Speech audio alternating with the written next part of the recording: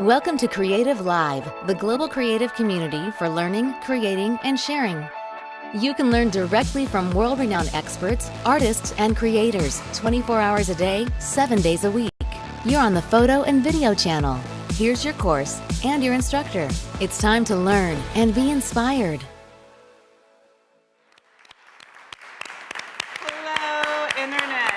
Welcome back to Creative Live, or welcome if you are just joining us for the first time. My name is Kenna Klosterman.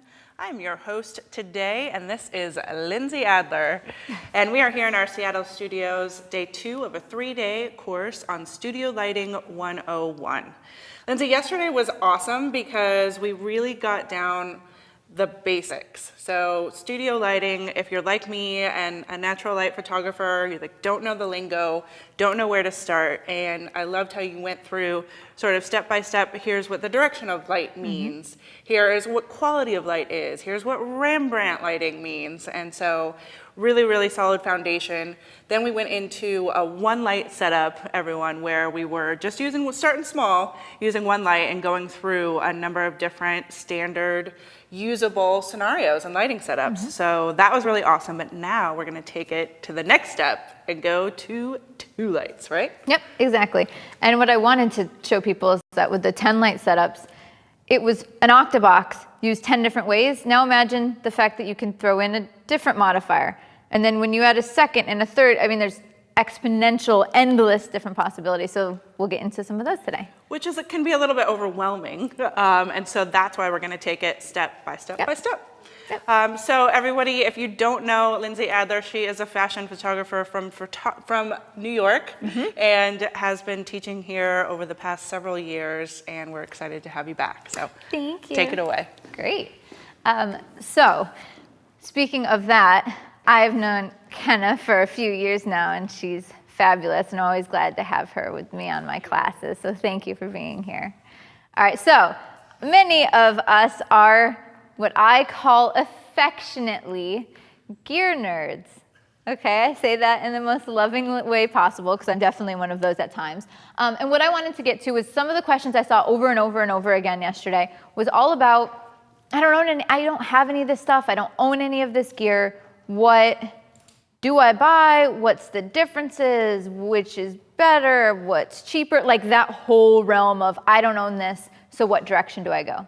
So what I'm going to do is I'm going to start off this morning with the 10 questions I get asked the most related to purchasing studio lighting gear. And this is going to cover your questions like continuous light versus strobes. What can I do with speed lights? How many lights do I really need? What modifier if I could only afford one? And so all of those questions are going to be in this morning. So if there's any questions related to the topic that I'm on, I'll pause after every one. Just know that there's endless different brands, and everything for every different brand is slightly different. So I am going to generalize, but all this information is out there on the wonderful world of the internet. Okay?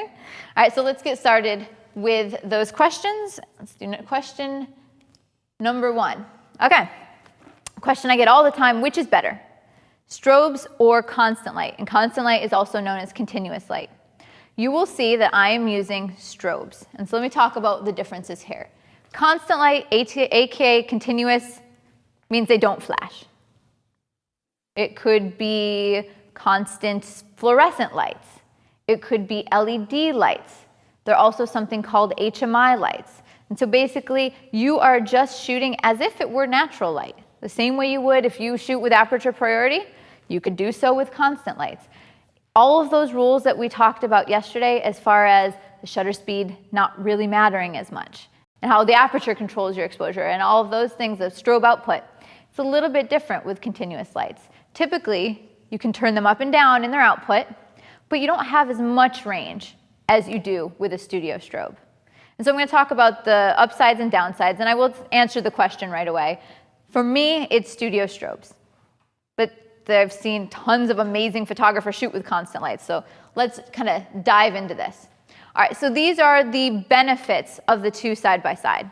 One of the benefits of constant light is what you see is what you get, especially if you're maybe just beginning in photography and it's hard for you to kind of see lighting patterns and you don't quite understand what modifiers to use. when you're shooting with constant light, you're seeing exactly what that end photo looks like. Whereas with a strobe, it does look different once the strobe is fired. It's a different quality of light sometimes. It's different intensity. So it is a little bit easier sometimes to start there.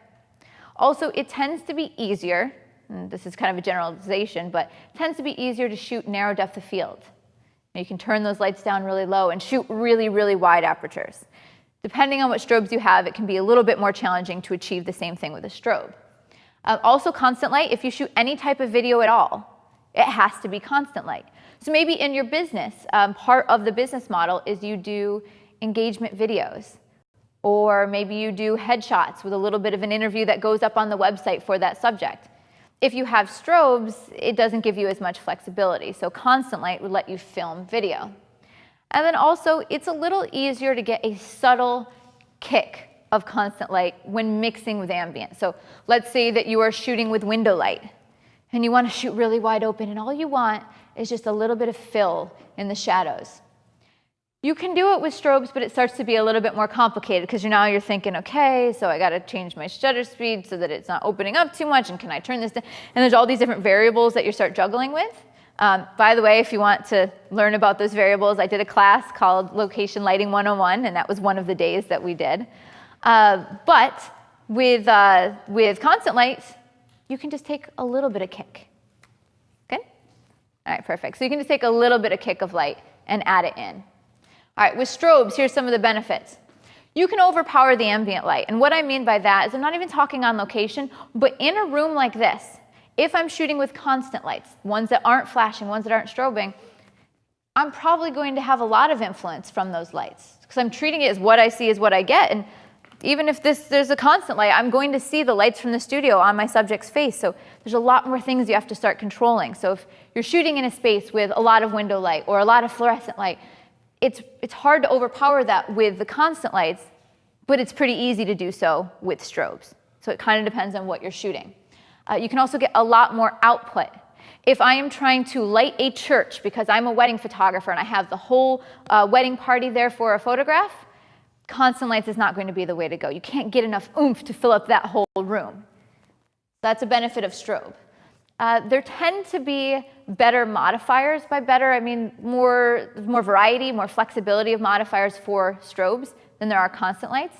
Constant lights, you start, and they do have soft boxes for constant lights, and I'll show you an example of a brand that has that.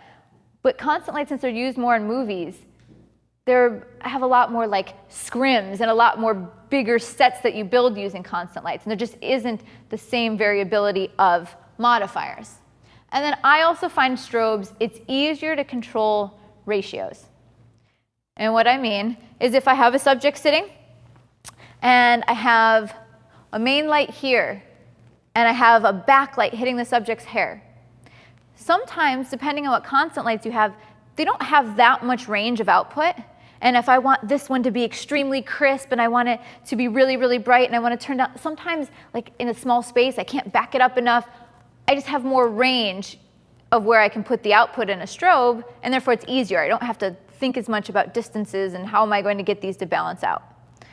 So I usually go towards the realm of strobe. So these are some of the downsides of constant lights. And we've gone through some of these already, but just to summarize some of the things you watch out for.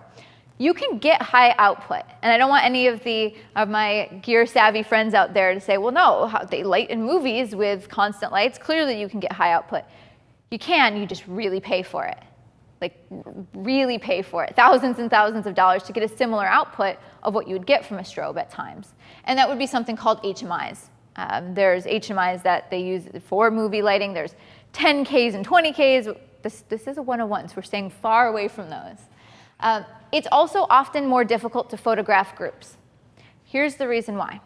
You can't get quite as much output from a constant light. So if I have my lovely audience here, and let's say there's one more stack of audience behind you guys. All right, well, based on that depth, I should probably be shooting at minimum 5.6 or probably f8. But I want you all evenly lit. And one of the things we talked about yesterday is to get even lighting. I have to have the light about equidistant away from everybody, so it's nice and even. And I can't have it far off to one side, and I can't have it really close because it'll be in my shot, which means I've got to back it up and make it centered, which means the light falls off and it loses some of its strength by the time it reaches you. So if it's a constant light, I'm not going to be able to get to f8 or f11 as easily. Or I might just have to have multiple lights to get that much light, and it starts getting complicated and as expensive as strobes. So that would be a downside to be aware of. And I talked about the fewer modifiers, harder to control ratios. And then the last part is you start to worry about camera blur that you didn't have to worry about before, of shaking from long shutter speeds.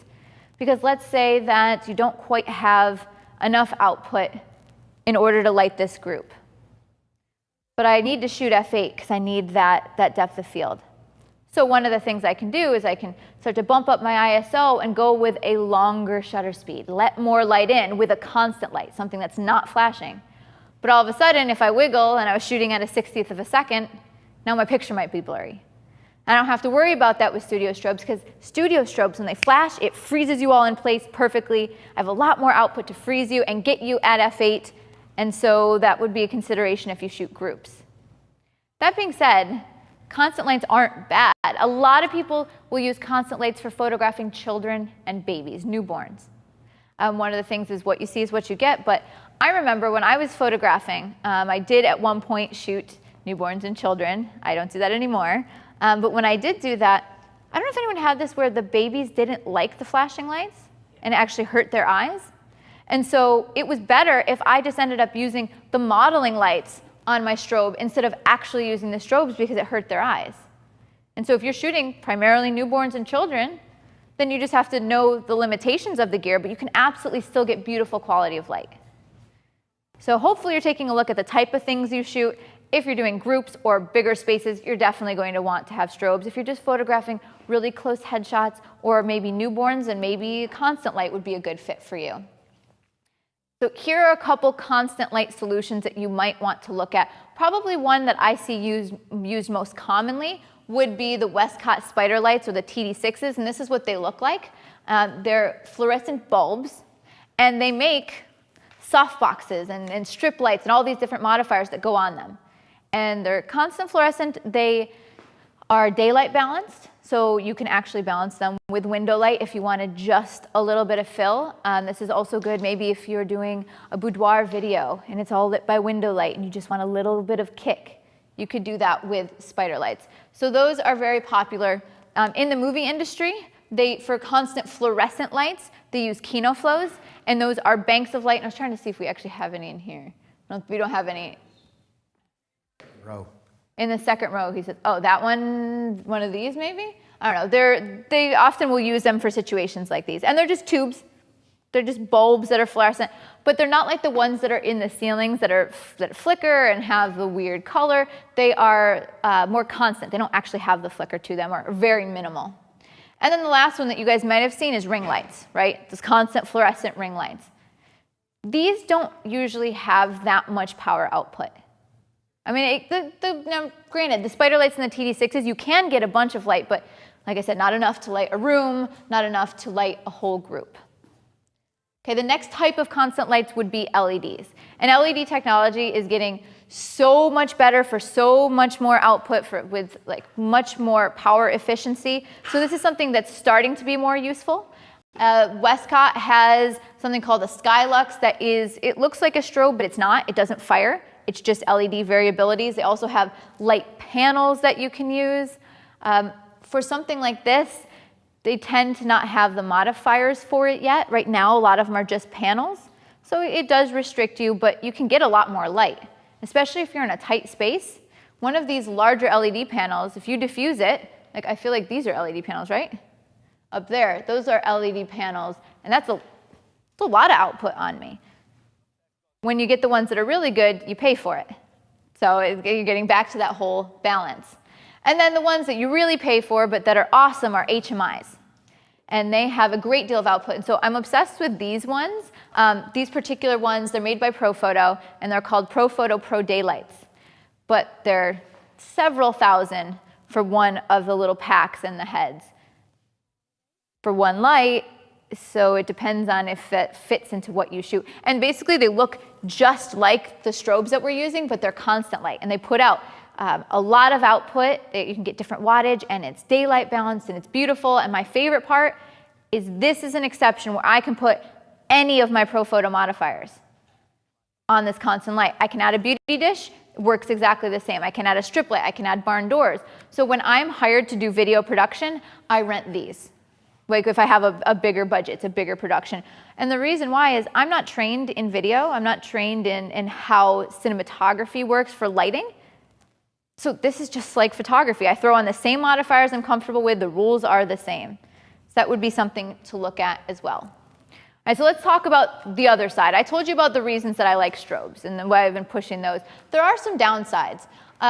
If you're a new photographer, if you're a one-on-one photographer, you do have to learn some new concepts.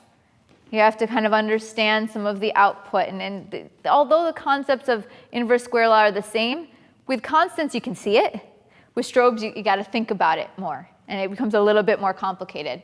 Another downside is there are some really inexpensive constant lights for entry level.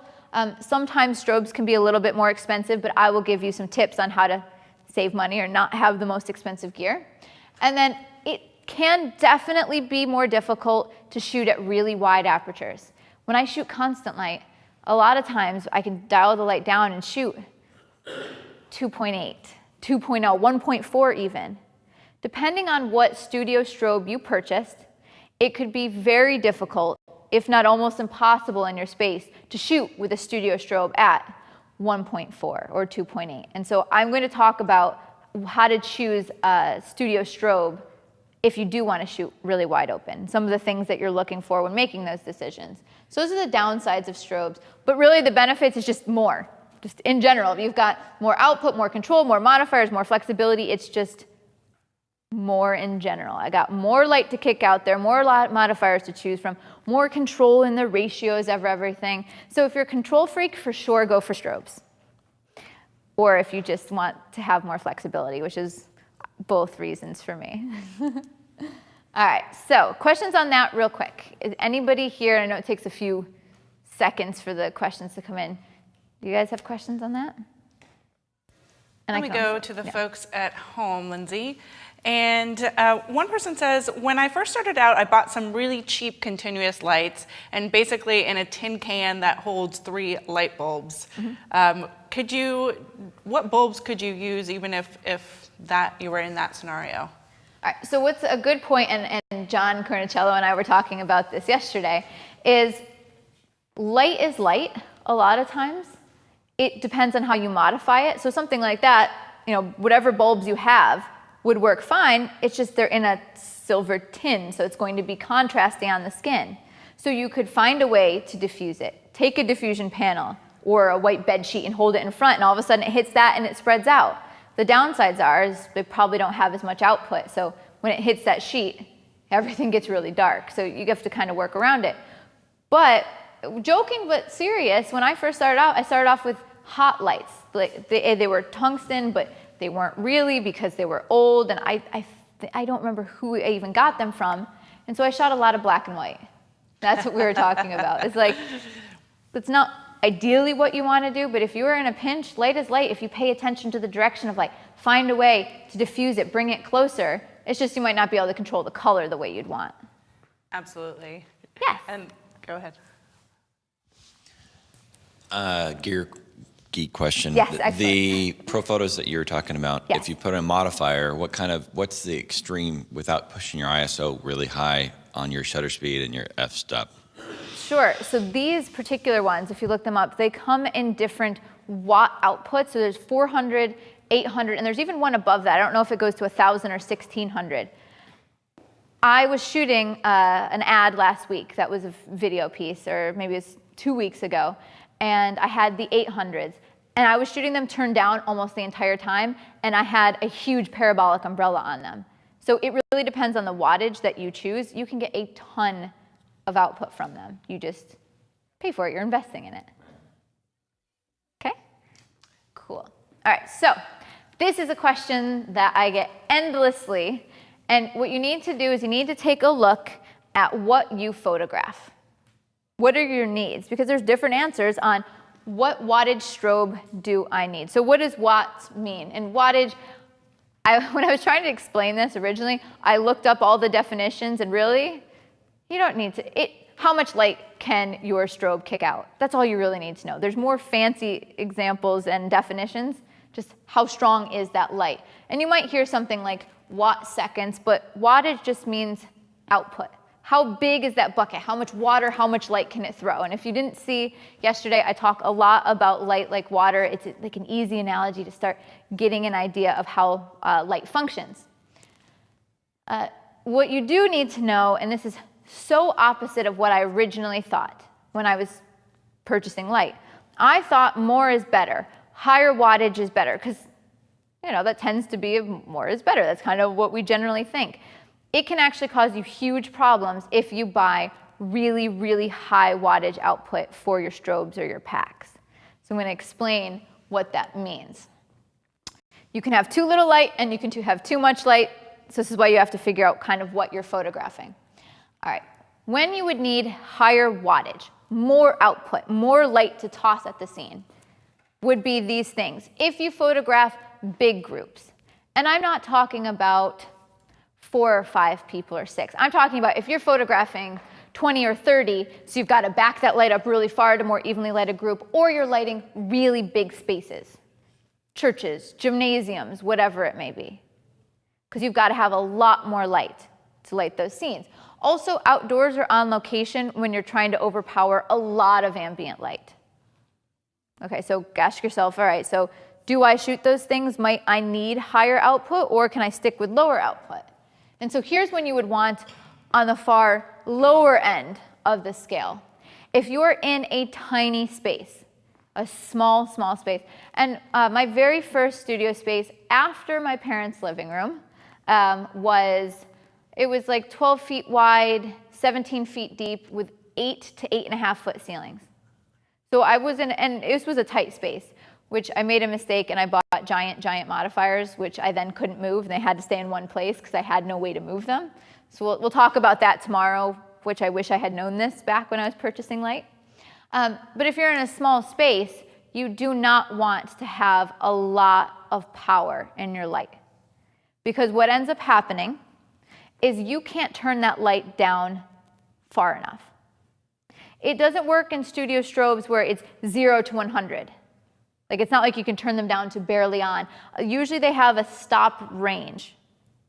And so if you're in a small space and you have a ton of wattage, a ton of light, even when it's turned down all the way, because you might have your light real close because you want it to be soft, we talked about the bigger it is relative to the subject, the softer the light, you might be shooting at f/16, f/11, and then if you would love to be able to shoot wider open, it won't happen, especially in those smaller spaces. And then the other reason is related to that depth of field.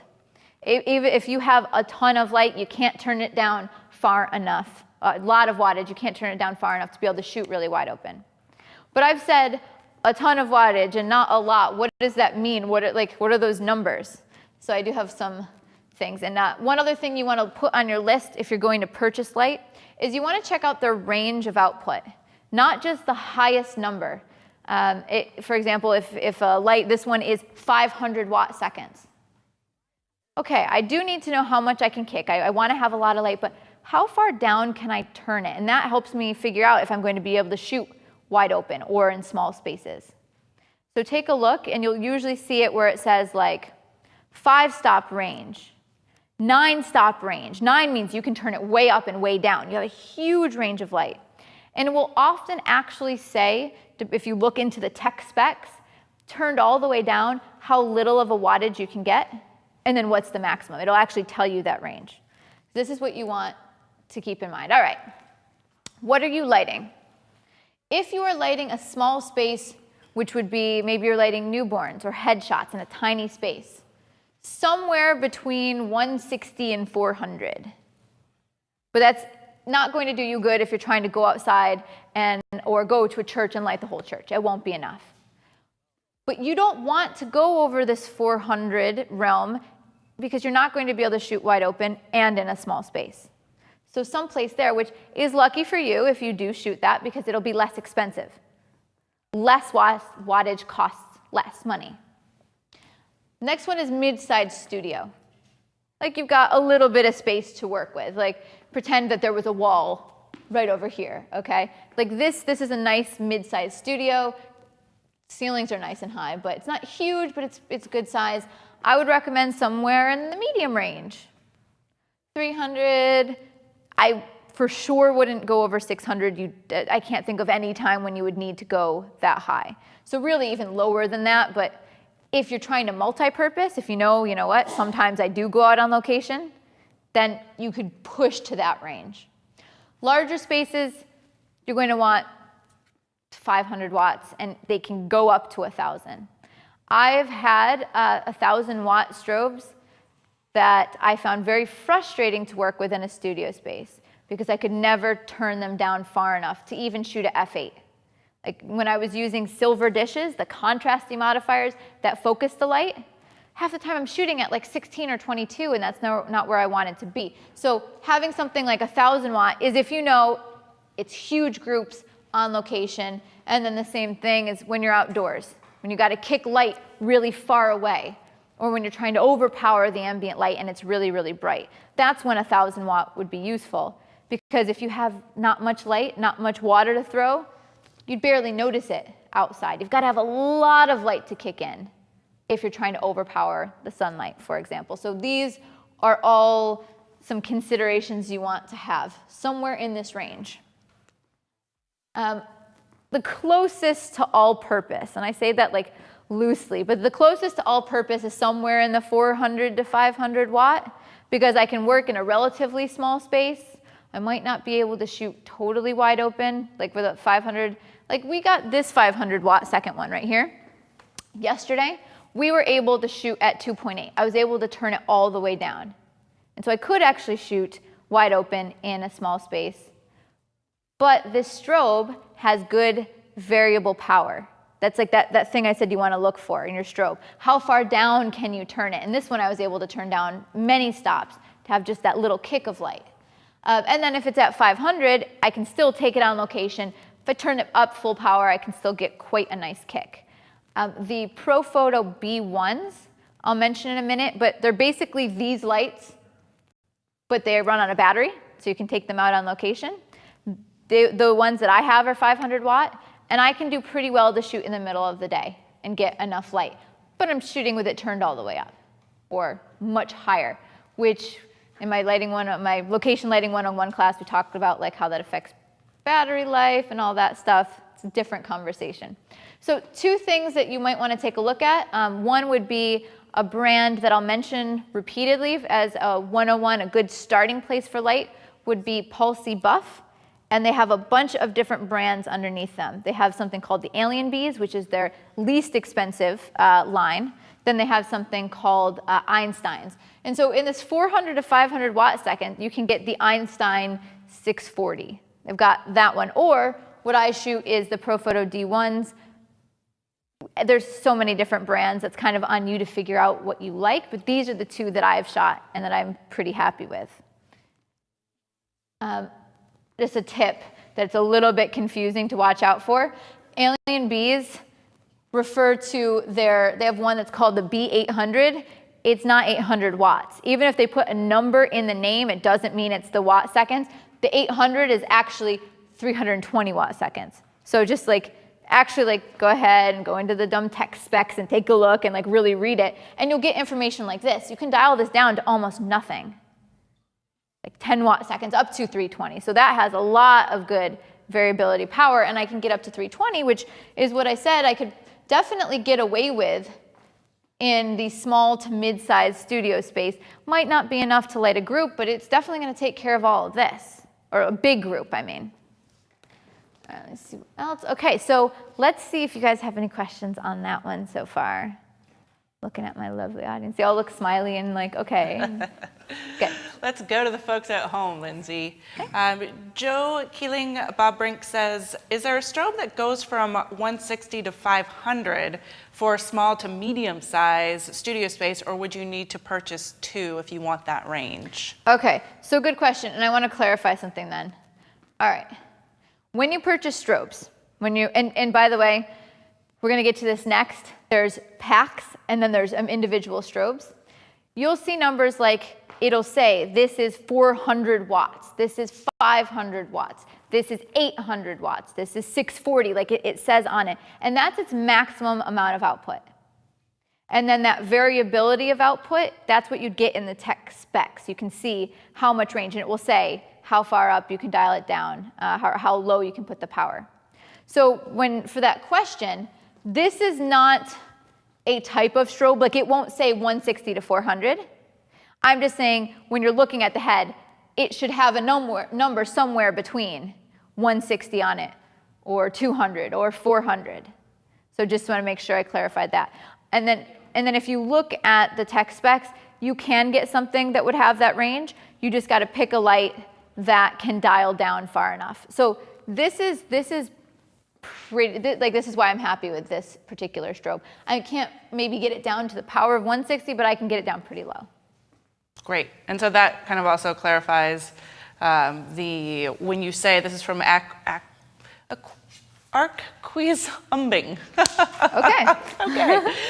When you say that 160 to 400 watts, would that be the power per head or for the whole set? Okay, so that's going to be answered a little bit more when I talk about the difference between packs and head, but that would be the head, but it could be the pack. So we'll get to it. We're going to get to packs and heads. Yeah, we'll get to that a little bit more. Okay, that's great. Cool. Yes. If you were trying to balance the outdoor light and a strobe outside, and there was a lot of backlight, and you wanted to get the portrait in the right exposure, what would you recommend as far as wattage is concerned? All right, so if let's assume it's not exactly direct sunlight. For direct sunlight, like if you're trying to overpower direct sunlight, you need something at a higher range, but still in like the 300 to 600, you can balance with like a window behind them. You could definitely balance with that output. I mean, what do you think would be the minimum you could do that with, John? You could probably still get away with it at. It depends on what modifier, how far away from the light you want to be. And how bright's the light, yeah. You're going to use a big modifier. Can you get the light in close? Is it a full length? Is it a close head and shoulders portrait? Maybe it was just a bus and there was a lot of backlight, or if you wanted to get the sky in the background. Your microphone. If you wanted to get the sky in the background, or if you had a lot of lighting in the back, would that kind of defeat the purpose? I'm thinking if you're going for a bust, you can get the softbox in pretty close, so even the low range will do something in the 400 range probably. Okay. And I think that's an awesome point. So, okay, how it works, and that's fantastic, is when you, thank you, John, when you have any of these numbers, these are just amount of water in that bucket. But as soon as you put a modifier in front, some of that water can't reach your subject. And then you still got to consider your distance. More water is going to hit when you're close. So these numbers, something like that, it's going to make a huge difference how close you can be or what modifiers you're using. So for that really small wattage, if that's all you have and you're trying to balance it with ambient light, as long as you can get really close and don't use a modifier with a ton of diffusion to it that cuts out a lot of light, that helps you. So it's not like that straightforward. You got to kind of finagle how you're using the light. Cool? Yeah, let's keep going. All right.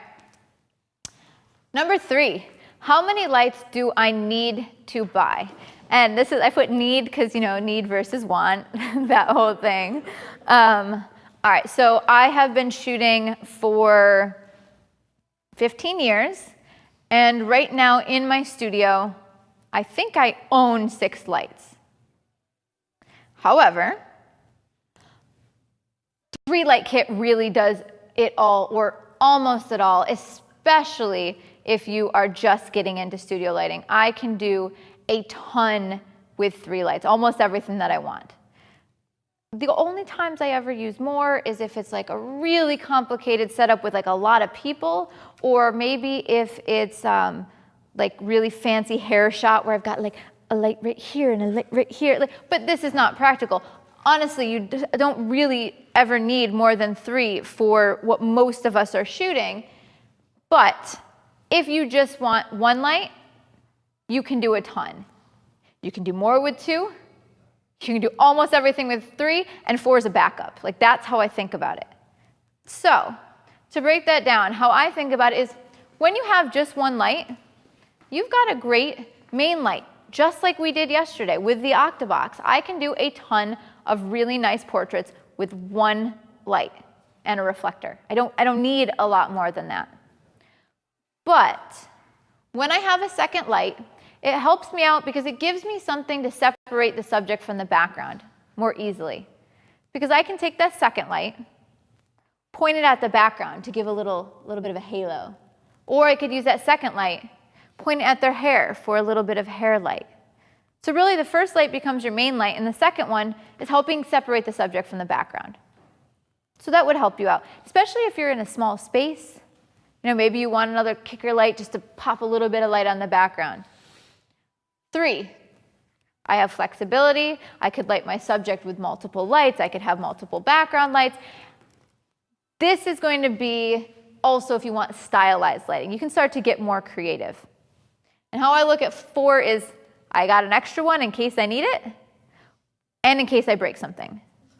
And that's what always happens is, you know, you need a 3-point light setup and you broke the third one and then you don't have that. And especially if you're photographing groups where maybe you're lighting with multiple lights or you're lighting big locations, then maybe you need more lights. But I would tell most people 1 light is totally fine, especially if you're trying to keep on a budget. 2 gives you more flexibility. 3, that's all you really need. So that means don't be stressed out about spending a lot of money. We can keep it pretty simple. I feel that with 1 light, you can definitely shoot headshots, you can definitely photograph newborns, and you can definitely photograph children. Like most times you don't even need an additional light. So if you're in that category and you're trying to look for an excuse that why you need more lights, you can get away with it. Next one down for 2 lights. 2 lights I'm thinking for most portraits, because let's say, for example, you have a subject with dark hair on a dark background. You probably need another light to separate them out. So most portraits, it would really be helpful to have 2 lights. Also, for small groups, because maybe you want your 1 light on your group, second light, it could be a fill, could be on the background, it could be hair light, or if you're shooting groups and you need more light from far away, you'd need 2 lights. And then you can do all of the above with 2. Okay, so it's like building. You can go that way. And with 3 lights, definitely for the big groups, like huge groups where maybe you want 1 light on either side and 1 light on the background. Stylized portraits, so that's what we're talking about. Like I mentioned my friend Joel Grimes, who shoots 3-point lighting. That's what he's known for. 3 points. You need 3 lights. And if you watch his presentations, and I'll actually demo what 3-point lighting is, but you need 3 lights to do it. So if there's a particular style or look that you're going for, you would need 3 lights there, and then everything else. So that would give you more or less an idea of what you need. So let me see if you have questions on that so far. I've got some questions for you, Lyndsey. A lot of folks are asking, including Linda Koch, instead of 3 strobes, would it be possible to use a set of 2 strobes and 1 speed light? The speed light, for example, being the kick or the hair light. So would you combine speed lights as well as strobes in a scenario? It is definitely doable. It is definitely something that you can set up.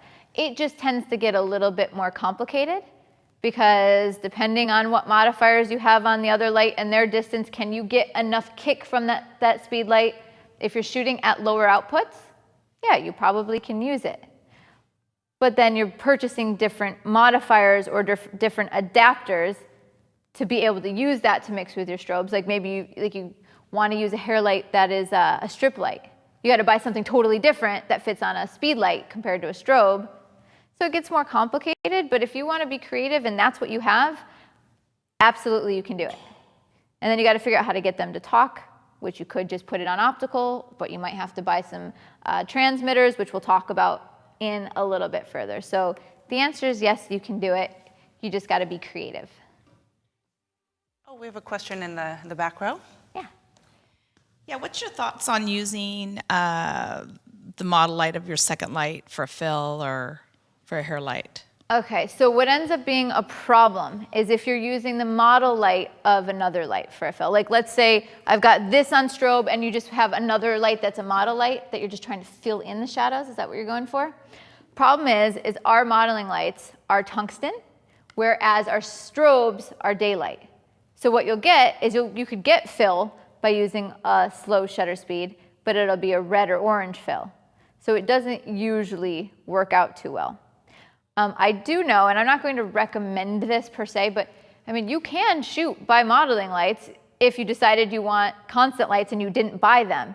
It's just, it's not going to be color accurate, and you might not have as much variability and all of that, but if for some reason you decide, like I've shot with the model lights of the D1s when I needed to do a video thing and there was no budget to rent really nice lights. So it's doable, but you get into a little bit of complications. I think it's interesting how you just answered the previous question, in that it's kind of like having different brands of cameras and the lenses and all the accessories. Then you have to keep buying these different things to get the same functionality, and so it's an interesting way to think about it. Well, and that's why for me as a professional, like been doing this for years, I'm not saying that for beginners, that's one of the reasons I like using the Pro Photos and then those daylight HMIs, the really expensive ones. I rent those, but I already own all the modifiers, so it's not like I have to go buy or rent separate things. It makes it nice and seamless. So I try to keep, and that I don't have this question in there, but I think that's a really good point, is if you can keep everything close to the same brand, it does help. You can absolutely mix and match, but all of a sudden you're using different adapters and different speed rings, and then you got to buy new stuff, and so if you can keep it similar, it's better. Is that your question?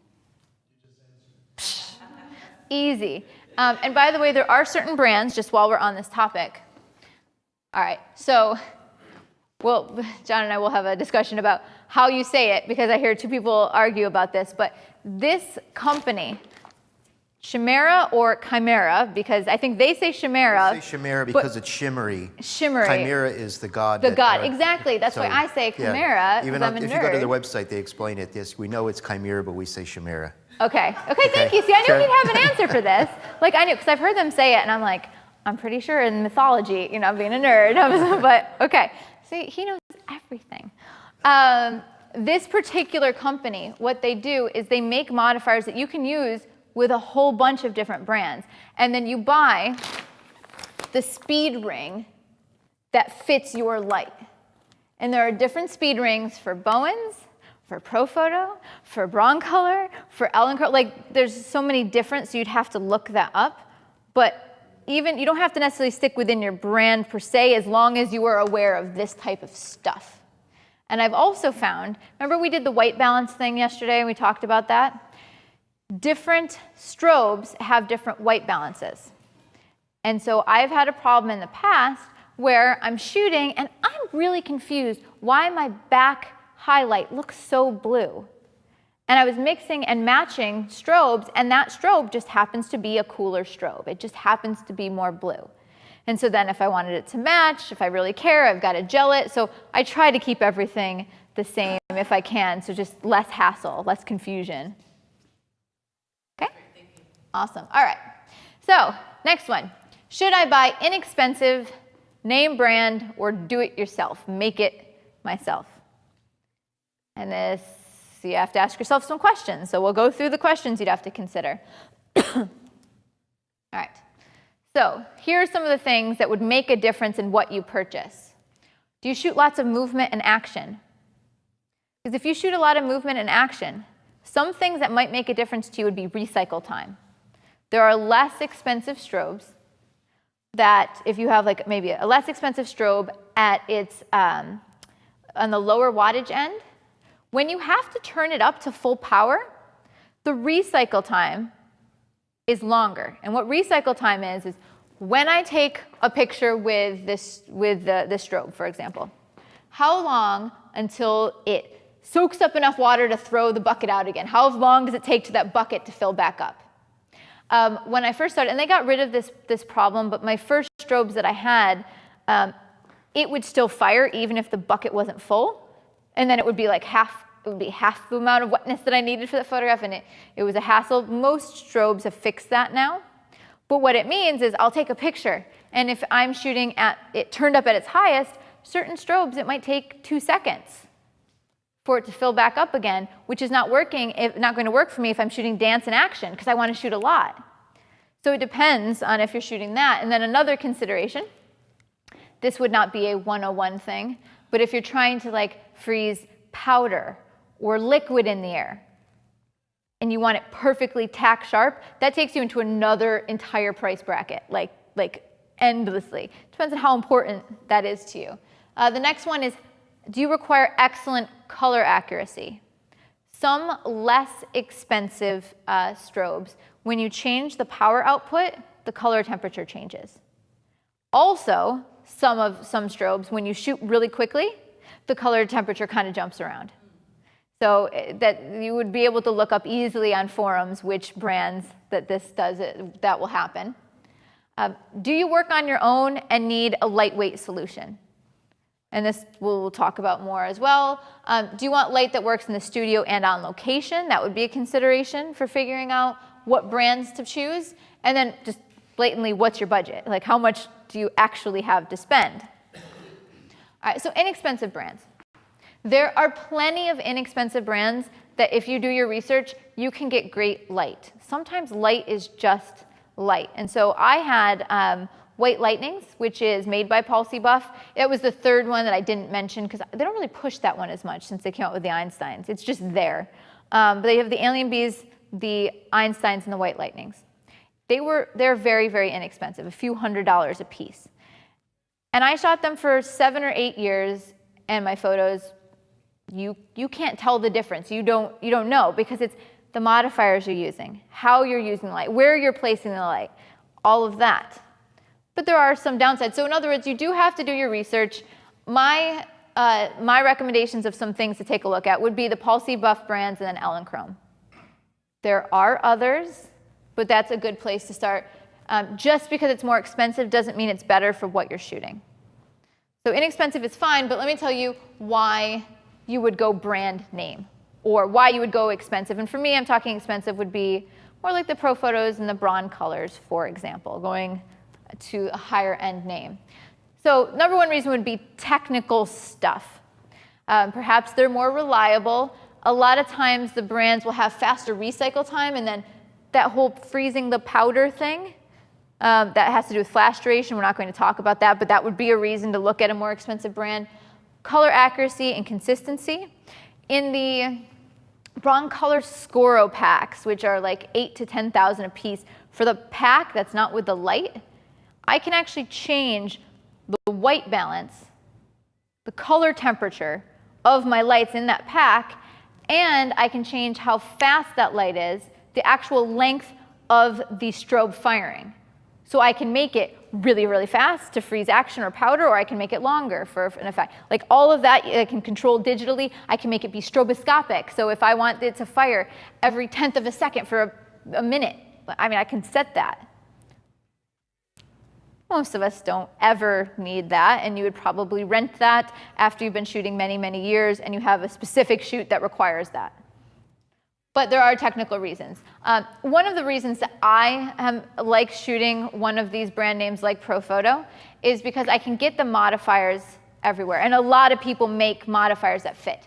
So if I have a job or a concept that I want to shoot and I don't own a particular modifier, a lot of them you can rent from rental houses, versus if you're using a smaller, inexpensive brand, if you want it, you've got to buy it.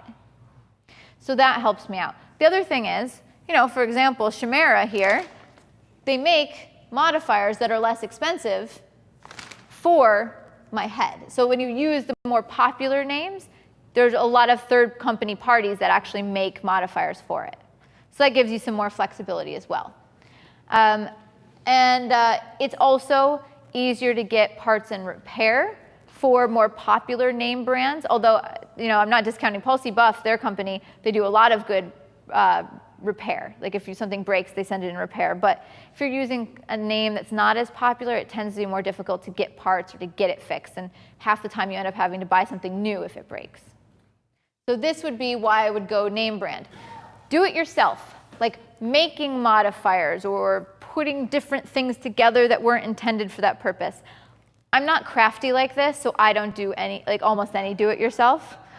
But Kevin Kubota, for example, he has a class that he did for Photo Week, this past Photo Week, on do-it-yourself lighting. Yes?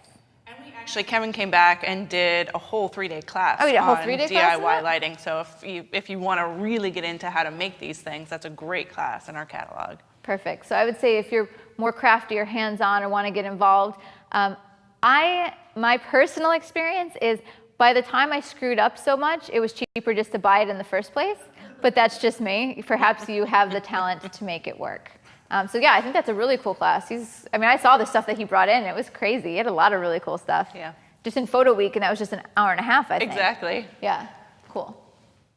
All right, so as you're doing your research, if you've never taken a look at brands, there are a lot more than these, but these are the ones I see most often that they seem to have better customer support. They are at the trade shows if you want to talk to them. It would be Bowens, Profoto, Broncolor, Elinchrom, Dynalite, Hensel, Alien Bees, Einstein.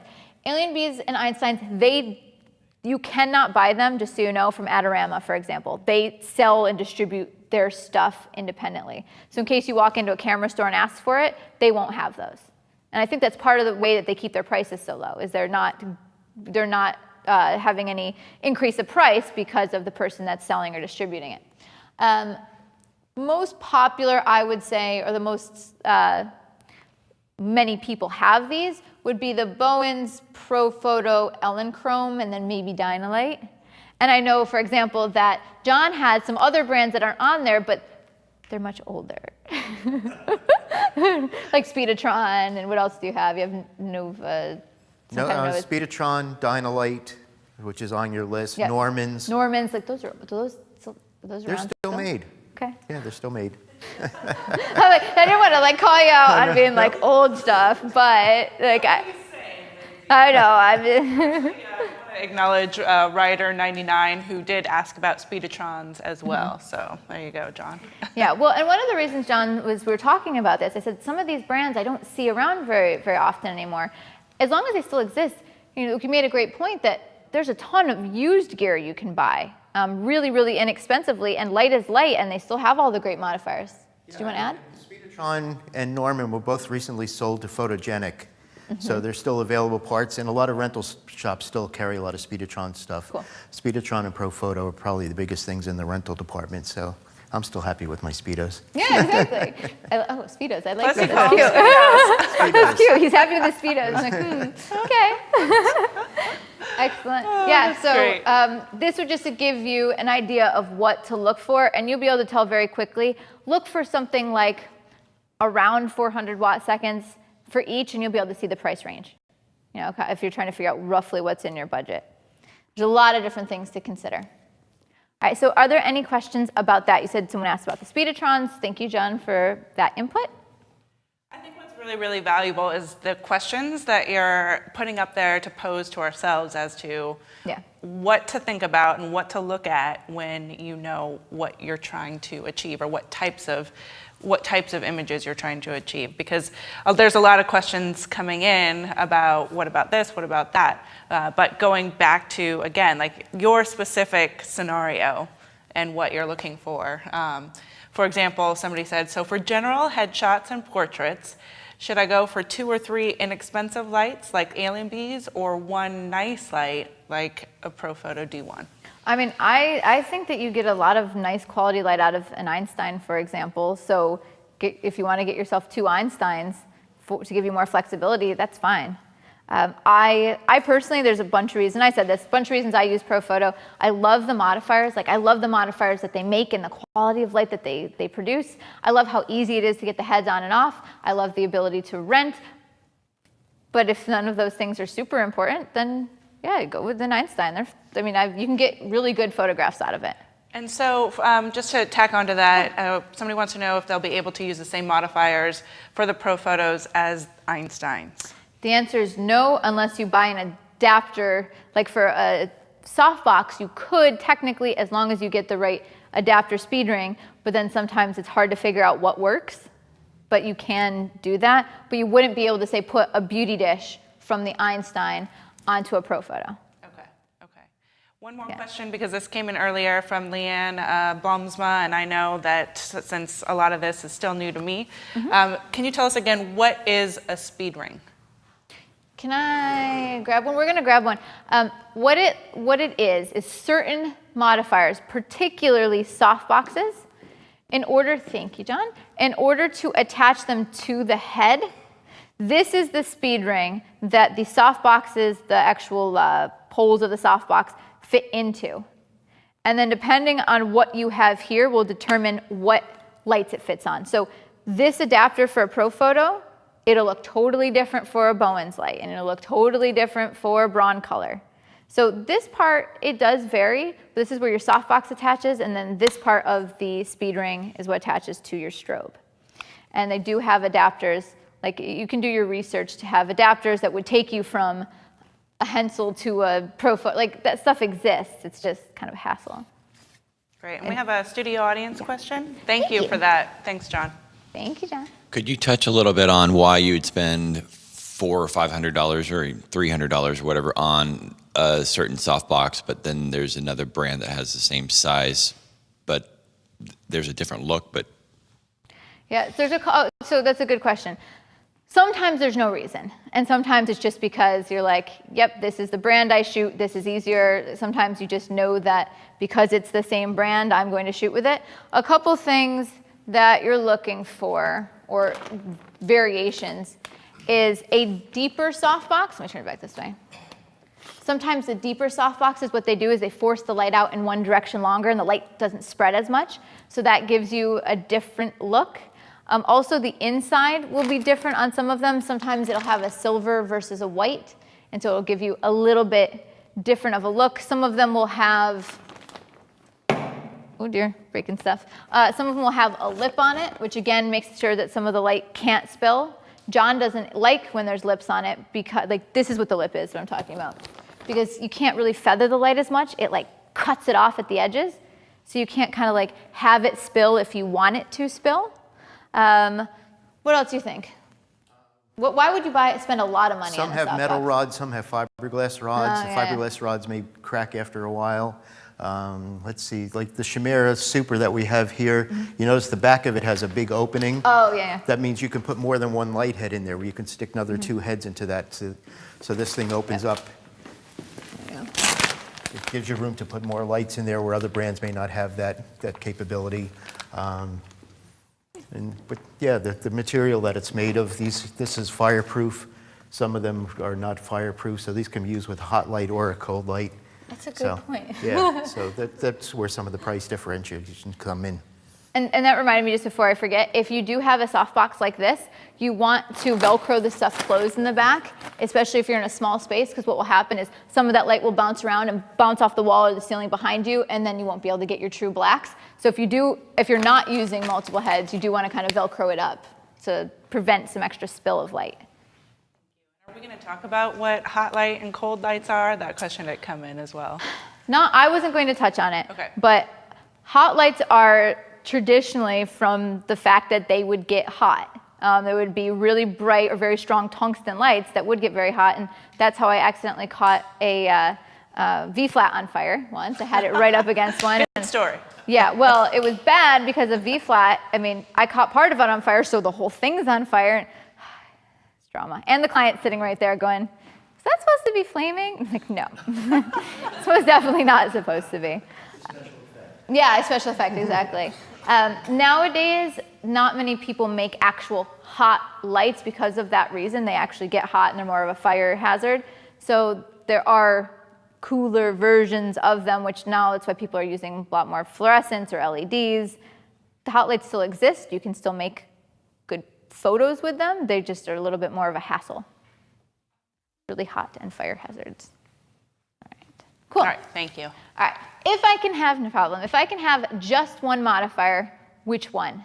That question comes up for sure. Yes.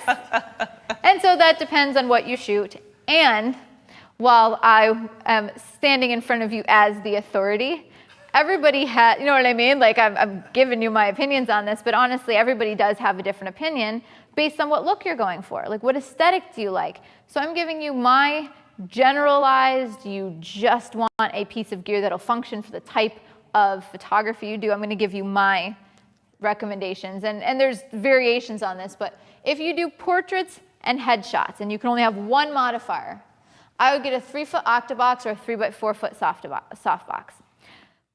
The octabox would be if I'm in a small space or with really low ceilings. Because it's harder if I start raising it up with really low ceilings if I have a bigger softbox. I have less control. So the 3-foot, now it's a little bit smaller. I can get it up higher, and then I could use fill to control the shadows instead of having a bigger softbox where it's filling from beneath whether I want to or not. So if I have a smaller space, I'm usually going more for the 3-foot than the 3x4-foot. It's a great place to start. Next one down, newborns. Newborns, of course, I'm sure there's different styles, but in general, you want really broad wrapping light that looks like a window most of the time, and that's the quality. So you want a big softbox, 3x4-foot or larger, or a big shoot-through umbrella, a larger shoot-through, not a small one, but larger because then it starts acting like a softbox. So that might be a good place to start because generally umbrellas are less expensive than softboxes. So if you're just trying it out, that might be a consideration. The next one for groups. I'm not talking about huge groups, but like the group that I have here for my audience. You would want either a larger octabox or a large umbrella with diffusion. And I might go with the umbrella with diffusion because it is less expensive and it's easier to collapse. When you have a 5-foot octabox, if you're trying to tear it down every time or move with it, it's kind of a pain. So an umbrella, like we had yesterday, silver, with a diffusion will act like a softbox, but you want it to be bigger. It's going to have to be, depending on the size of your group, like at least 40 inches. But if you have the space for a big one like we had yesterday, I would try that. And then if you do fashion and beauty photography, I would recommend a beauty dish, 20 inches and white. So as if I could recommend one modifier depending on the type of photography you do. Okay. That's super, super helpful. We do have some questions online as well as, go ahead, you can start. What about a ring light? Okay, so ring lights are cool, especially for fashion photography. What they do is you can have strobe, ones that actually fire, or they can be constant fluorescent, and they're just a tube that is round. And what it does is it gives you really flat frontal light that's glowing and really cool catch lights in the eyes. The problem is that's all they do. Like that's pretty much all you can use them for. It's cool and it's stylized, and what's nice is there's one company called Stellar Lighting Systems that makes a ring light. It's like $200, so it's really inexpensive solution, but that's it. Specialized. It's very It's not specialized. the one light you would want. Exactly, because then at least with the octabox, I could use it for a newborn if I had to, and with the octabox, I could do a group if I backed it up. It wouldn't be ideal, or for a softbox, and I can mix and match. That ring light just does its ring light thing. So that would more to me be like your 7th modifier, your 8th, or I have one, and I have like a billion. So yes. I seem to do a lot more groups than normal, but at the same time, I also do headshots and whatever. That 5-foot octa would work as long as I have the room, the head-wise, right? Yeah, you can do it. Your light is pretty much always going to be soft. If you're getting one modifier, you're not going to be able to make it really dramatic. If you have a 5-foot octabox, you've got only so much you can do, but it always looks good on the skin. Can I ask you a couple more scenarios for that? Like what would the one modifier be? So clarification for Sophia A is, when you say portraits, does that count as headshot and full body? When we talk about that first one, the 3-foot octabox. Sure. So for a 3-foot octabox, you can't exactly, or you can, but you don't really get even illumination head to toe. If I want a full length where they're evenly illuminated, I have to pull the octabox back far enough to allow the light to spread out, like the bucket of water. It starts to be less soft when I do that, but there's a balance. Like if you really try to pay attention to the light, if I'm 2 feet away, I'm not going to lighter feet. But if I'm like 4 or 5, I'm starting to light more full length and it's still pretty soft. My question to you is, and I get this question a lot, is how important is it that the feet are lit? Is it actually important to that photograph that they be bright? If it's not, then bring it closer and you can shoot it like that. We'll talk more about lighting head-to-toe shots tomorrow for my 10 common lighting problems. But yeah, you could use it full length. Great. Thank you. A couple more, if you don't mind, Oh, scenarios. Yeah. No, it's fun. People who are, this is from Stu Perman, what would you recommend for product and food photography? We were talking about this.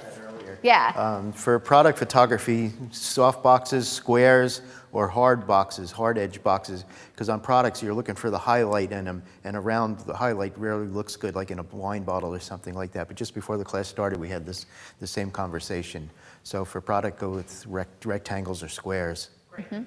And this is not it's actually relatively versatile, but there's something called a scrim you might want to look up if you do product photography. It's basically a big diffusion panel on a frame, and then you move your light around and up and down in the distance of that scrim to your subject, and it all makes different effects. So that's not even technically, I mean, it's a modifier, but it's not something you stick on your light, and it gives you a lot of different capabilities. So if you shoot a lot of products, that might be something to play with. And the one that I use is the Westcott Scrim Gem, but I mean, you could even make something makeshift to try it out yourself to begin with. Which I think is a great name, the Scrim Gym. Yeah, it's great. I picture like the... And that, if that is something that you are doing, actually, just the product and food photography, we definitely have classes that are specifically and go way further into detail about that particular subject. So Cool. A lot to get there, and you can search our catalog. Can I ask you one more, though, Lyndsey? Yeah. Okay, so can you please make a recommendation for studio actions shot on high key? So this person has Novatrons that are aging and just recently purchased 4 alien bees, but is a little concerned that it won't keep up. So if you're trying to get those movement and dancing shots in the studio. I mean, that's not really a modifier question per se. Trying to think what I would think would be the best solution. Well, let's. For a fast And it's a fast flash duration to stop action, but you want a fast recycle time. So maybe even if, like we said, with the softbox where you can put 2 heads in it, so you get twice the amount of power with the same recycle time. You know, you can put 2 half power and get a full power output at half the recycle time. So that way is a way of doing it. And related to that, so how he's explaining as well is if you have minimal output, if you have like a 160 watt, and how many seconds is the Novatron? I don't know how many that would be. They have various ones. Right. So I mean, you have what you have, but he's replaced them with the alien bees. Oh yeah. So it depends on what alien bees you want. Ideally, you would have picked the ones with more output, because then you don't have to use them at full power, because at full power is where the recycle time takes longer, and then that becomes a problem for action. But did they say they had multiple alien bees? 4 of them. So then just stack them. Yeah, stack them. You can lower the power and get more output at faster recycle speeds. Yep. Cool. All right, thank you. Let's keep going. All right. Thank you, John. Sure.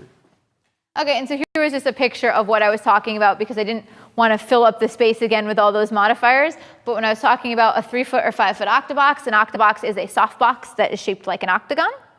A 3 by 4 foot or 4 by 6 foot softbox, rectangular, again, was one of the things I recommended for portraits. A shoot-through umbrella just looks like a semi-translucent white-ish umbrella, but you actually shoot through it. It doesn't reflect into it. It points, this top part points at your subject. Okay, then we had the beauty dish I mentioned, about 20 inches and white. And then lastly, we talked about this yesterday, and this is the one that John had in his studio when he photographed me. My desert light, you know, the desert island thing, you can take one light modifier with you, would be the Photex soft lighter, the 60-inch, because it's a regular umbrella. You can take the black off it and use it as a shoot-through umbrella, and you can put the diffuser on it and be like a softbox, and I think it's about $130. Yeah. And you can put any light into it. It's not. It doesn't use a speed ring. It goes on an umbrella shaft. Yeah, and so it is literally umbrella, softbox, shoot through, like all in one. So I would take a look at that. And then Photex makes one that's same concept. Yes? It might be going back to my old question, but quality of that versus the Westcott one, they're $30 difference. Is there a reason you would pay that? Is it build quality difference? Well, the shaft yeah, thing, right? the shaft on the Photex soft lighter, I don't know about the Photex. You'll see there's not a big shaft coming out. The shaft actually unscrews, so you can bring it up. So it becomes a 60-inch octabox, except it has 10 panels. So I say it's an octa that goes to 10. I like that. Yeah. But that's where we talked about not fitting all light heads, though, because Ellen Chrome needs a 7 millimeter shaft, This has an 8mm shaft so that it can unscrew, so it won't fit into some Electron heads, but almost every other brand it should fit. So what this means to you guys is, even though you'd think that all umbrellas work with everything, they don't. So just check the millimeter, the size, that like on for the Pro Photo ones, it's right on the head itself is where you'd put the umbrella. Yeah, Other ones, it's actually an adapter on the bottom, So- but they can be different thickness, even though you'd think, and they're like which is annoying, they're a millimeter difference. And so which was the weird one? Elinchrome's is the weird Electron one? uses has a smaller opening in the flash heads. So just if you have Elinchrom, know that you need to get the 7mm. Yeah, I remember running into that once where I was like, how is this possible that an umbrella isn't universal? You know, okay. Good? Yeah. All right. Next one, pack and head or monoblock. All right, so what does this all mean? All right, so pack and head is the more traditional route, or this is what it has existed forever. When I went to college, this is what we had in college. And what it means is the pack itself is where all the juice exists. It's where all the water, all the power is in the pack. You change everything from the pack. You're changing the output of the strobe from the pack. Whatever you're going to change and control is right there. And then the head is just what flashes. And you put the modifier in the head. All right, so I'm going to tell you about the pros and cons of these. One of the things that is a difference, and let me show you what monoblock is first. So monoblock, also known as monolight, everything's self-contained. You don't need a pack to plug into. So these Pro Photo D1s, those are monolights. You don't need anything extra. All right, so some differences here. If you get a 500 watt second monolight, when that light fires, you can have up to 500 watt seconds of output. When you get a pack, there could be multiple heads that can go in one pack. You could attach multiple lights to one of those pack power sources. When you have multiple heads, that 400 or 500 watts is split up between them. So each head is no longer 500 watt seconds. You could make it 250. This is less of a buttons kind of class because each setup is different. But when you look at the different packs, they have something where you could make them symmetrical, meaning if you have two heads, each one has equal power. Or you could put it at a 2-to-1 ratio. So one is going to be twice as bright as the other. And that is all something you control from the pack. I'm going to tell you the pros and cons, in my opinion, of these systems, and especially for beginning photographers. Usually monolights are the better solution. And one of the reasons is they do tend to be less expensive, but I'm going to compare kind of the pros and cons. One of the benefits of monolights, and this is something that I struggled with, and I'm not sure if you find this a hassle, but I found this a hassle, is, okay, so let's say you've got a pack, and I already told you, you can plug two heads into it.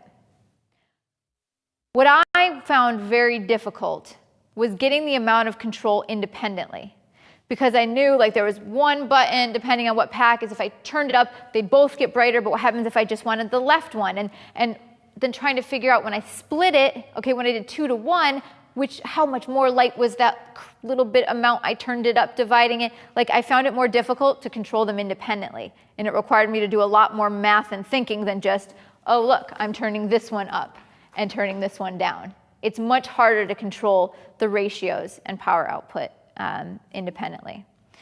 Similarly to that is when you've got a power pack and you're plugging the two lights into a power pack, what happens if I want one light here and one light all the way over here? A lot of times I have all these cords that I'm tripping over because I've got to put the power pack in a place that can reach both, and then all of a sudden if I'm trying to boom this arm out, now I've got one of the cords hanging in front of me, and so it just tended to be a little bit more of a hassle. So I recommend monolights just because it's easier to learn, it's simpler to handle, and it's easier to control the independent outputs. But this is more like if you really want to get into the pros and cons, there are definitely reasons that packs are good. Generally in packs, you can get faster recycle times. So if you're shooting a lot of action, and so the person that originally had the Novatrons, those actually, if they weren't old, those actually should have better recycle times for packs. Another awesome reason is these. Do you have one of the Profoto heads? Oh, no, they're all attached. Okay. They're actually relatively heavy, a monolight in itself, which becomes a problem when you have a light boomed out way over your subject, because then you're really worrying about stability. And I don't remember, I wrote this down, I wrote this down somewhere. And this light is actually on the lighter end. It's not too heavy. But imagine you've got this. I'm gonna make you hold it. You ready? Okay. But then you put a big softbox on it, and it's boomed out over here. Now you're worried about, okay, I gotta put the sandbags in the right place, and I've gotta balance out the weight. Whereas when it's a pack and head, it weighs almost nothing in the head. And so it's much easier to manipulate. And so, thank you. If I know that I'm going to have a really complicated setup with lights boomed out over the subject's head, right above their head, I'd rather just have a head than this whole thing for safety purposes. So you've got that benefit. Thank you. Welcome. Perfect. All right, so just to summarize real quick, monoblocks, some of the benefits: no heavy pack, especially if you're traveling around with these a lot. Somebody asked me yesterday about going to different people's houses. You wanted to keep your setup simple without a lot of gear.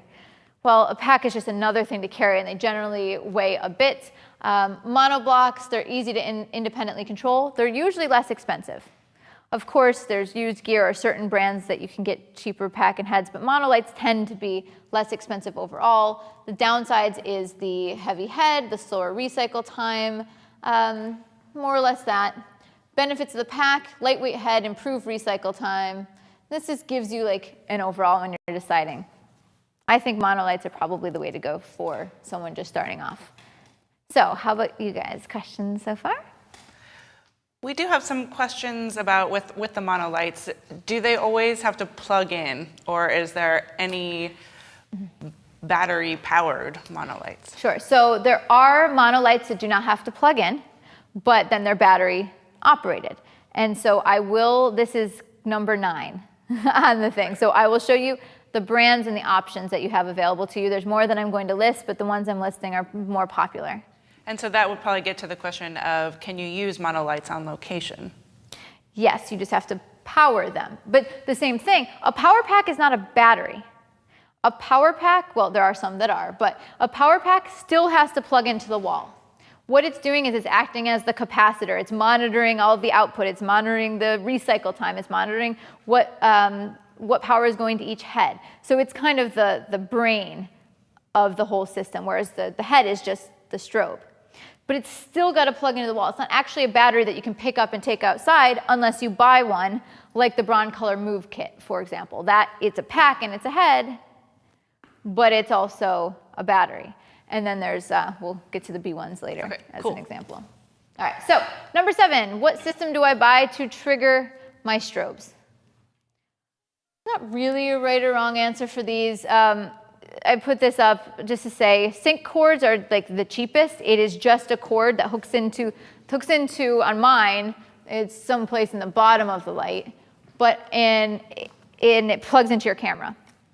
But as anything where it's an extra cord, it's another thing to trip on. And a lot of people I have heard in the past have had problems because when they step on it or yank it out, it actually ruins the sync connection. So after doing that repeatedly over and over again, now it doesn't even work, so you can't even use a sync cord. Oh, perfect, he has one. So I use these, and thank you. I don't actually know what they cost, because they've always come with They come with the flash They always usually. come with the flashes. I keep these around always for when technology fails. I run out of batteries for my other triggers, or I lost them, or as usually happens with me, I drop them, something like that. So I keep them around. This is like the hardwired non-digital way of making your strobes fire. It's just there's another cord in the way to trip on. And another thing with sync cords, though, when in some older packs, like older Speedotrons and Novatrons, they have a high sync voltage. When the camera shutter closes, it sends a little voltage between this, and some digital cameras can get damaged by it. So we tend to not use the cords if possible. No, yeah, and there's one other thing it reminded me of.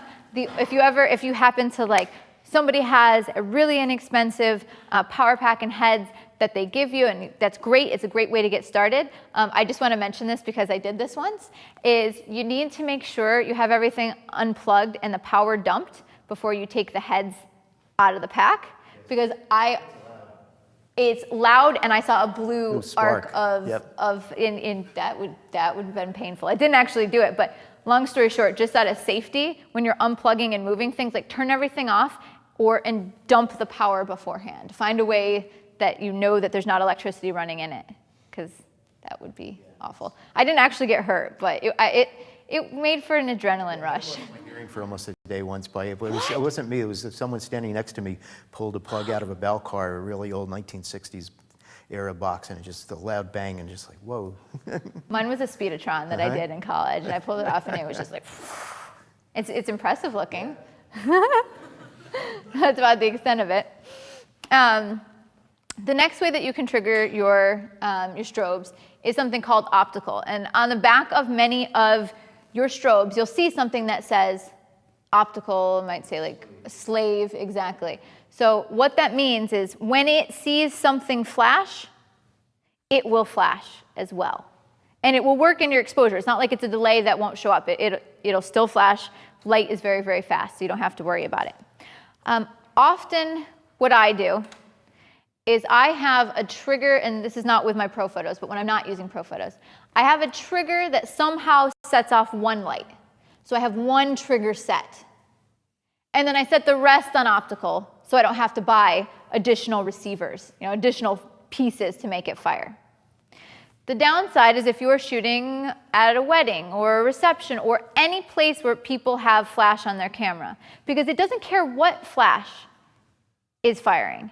It could see an iPhone flash and fire. And the downsides of that are, A, people are stealing your light, at a wedding, for example. But the other side of it is, especially if you have a less expensive brand, if they fired it and it fired and you went to shoot, it might not have recycled in time, or the color might be off. So you just kind of use it with caution. Yeah, but if you're using a battery-powered one, they're running down. Most flashes that run off batteries get about 200 to 250 flashes per battery charge. So you want all those flashes for yourself. Totally. Yeah, no, it makes perfect sense.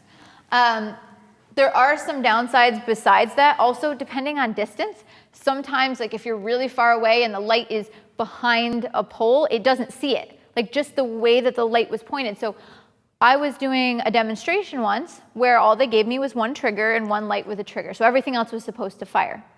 Doesn't sound like a problem. I'm demoing. No one else should be taking pictures with flash. The problem is I had a grid on my main light. Kill it. So the grid on my main light means where the light was going was just on the subject's face. And the other lights weren't firing, and they're supposed to be. They're on optical. It's because no light was going anywhere. That's what a grid does. A grid focuses it all in one direction. So there are downsides like that, and then you got to get creative. I don't know if you've ever done like in a situation like where it's not seeing. I've seen people like try to build light catchers next to the tin foil next to the sensors. It's just kind of a hassle. So know if it works or if it doesn't. I'm going to skip over. There's IR. There's certain ways that it's infrared. It's actually triggered by line of sight. It'll be a trigger that sends out an infrared pulse, and it has to be detected by either the strobe or the trigger itself. But the one that is the most professional, most reliable would be radio, some sort of radio transmission. You can also get radio transmission ones that can actually change the power output of the strobes from the trigger. So instead of having to constantly go change everything, you change the power outputs right from that remote control, right from that trigger. The one that I talked about yesterday, and I have a slide of it. Let me pop out there. So this is what I have on my camera right now. It is specifically made for the Profoto lights. Einstein has one specifically made, and it's a funny name. CyberSync, I think is what it's called. They have one specifically made for it. And generally, the ones that are made by that brand give you more capabilities. Like I know that one gives you some like hypersync capabilities for one of these things. It's not 101, I'm just telling you it exists. But I have the ability to separate things into channels and into groups. All right, why does that matter? Why would I need it? Why would you need to buy a trigger that is more than that? If you do event photography, of some sort, any place where another photographer would be set up. You definitely need the ability to separate things into channels. Because what that means is, let's say you've got just a generic trigger that's just firing by strobe or just firing on channel 1. If they're over there shooting, and you're like, why the heck are my lights firing? I don't see anyone else shooting. It's because their signal, it might be triggering your strobes. So what you can do is a channel basically puts you on a different wavelength. And it says, okay, they're over there on 1, I'm going to go to 2 or 3. So if you're shooting a lot of events, or for example, if you do maybe like the press release events where you're shooting headshots of a band or of an author or that type of thing, there's going to be other photographers around, and you're going to want to be able to do different channels. So channels are basically what you use to separate yourself from other people. There are other uses for it, but that would be my simple explanation. Whereas the groups are my way to control each strobe independently from the trigger of my own. So this one I can set to A, that one I can set to B, that one I can set to C, and then right here on my trigger, on A, I can click to increase the energy. And then I can click to B and say, oh, B was too strong, I'm going to decrease the power. So I can control everything, which becomes really important when you're short and you don't want to keep moving your light every time you change it. That's one of the main reasons I use it. But also, if the whole idea is you keep connected with your subject and you have to constantly keep going back and changing the light, you lose that connection, you lose your momentum. So that would be a reason that you might upgrade to a system with these capabilities. Let's see. There are some inexpensive trigger options that are totally fine if you just want to make sure your flash is firing, and they do have some other options for groups and channels. So some of the inexpensive ones would be the cactus transceiver. I haven't used this. I talked to a ton of people. I took a poll, and which is why one of the reasons I love social media. I put up on Facebook and I said, listen guys, I've been shooting pro photo for a while now, so I really have just used a lot of the D1 Air remotes, and then I've used Pocket Wizards. What else out there exists? And I got lots of good reviews for the cactus transceiver. And then another one, there's a Photix Aries trigger system, which you need something on your camera to send a signal to something on one of the lights. So that's what you have to keep in mind as well. It's not just like it magically talks to whatever light you have. You've got to plug something into this light so that there's something to send a signal to the light to fire. Do you have any favorites? Okay, he's like, use Pocket Wizards or whatever. Yeah. Yep. So when you want more capabilities, kind of one of the industry standards is Pocket Wizards. They just cost more money, and there's a lot more you can do with them. You control the lights independently. There's also something fancy for the ability, this was a question yesterday, the ability to go faster than your sync speed. There's a way to get Pocket Wizards, certain ones where you can exceed your sync speed by the way it works. It's called hypersync. Not a 101 thing, but it exists. I personally don't think for a 101 photographer in studio that you need a setup like this. You just need something to make your strobes fire. And these are a couple hundred or several hundred each. So maybe one of the less expensive systems would be a good place to start. And there are even like $20 things that just trigger one, like that's what I had. I had microsync or micro something. I had one of these things, that's what it's called, okay, where it was just a little thing on top of my hot shoe. The trigger goes on your hot shoe. And then I plugged into the back of my, the back of the strobe. The problem is with wear and tear, I ended up having to gaffer's tape it down onto my camera so that the connections would hold. So when you buy inexpensive, you get inexpensive. So just being aware of kind of that element of it. All right, and so we're going to pause for right now on number 8. I've got 3 more. We're going to talk about can you use speed lights. I'm also going to talk about other stuff that you need to buy when you're setting up for studio lighting. So we're actually thinking that we can just try to power through Perfect. this segment. That was a pun intended. Sorry, I should have laughed. Oops. Great. So guys, you guys have a lot of great questions coming in. What I want to suggest, because a lot of people have specific questions about I have this, what do you think about this? go in the chat rooms. You are a wealth of knowledge, and ask each other some of these questions that we just don't have time for, or are things that we've already covered. So that'd be great. So let's keep rolling. Easy. All right, so can I use speed lights for studio lighting? Just speed lights.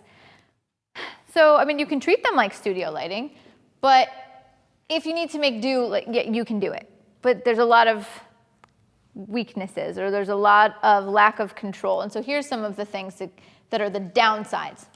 Generally, speed lights have slower recycle times if you're trying to kick out a lot of power. So I don't know if you've ever used a speed light where you have it turned up to full power and it flashes and then goes and you have to wait. Whereas when I'm working with studio strobes, I mean, it's ready to shoot, so I can catch action and interact with the subject. I'm not waiting on my speed light to refill.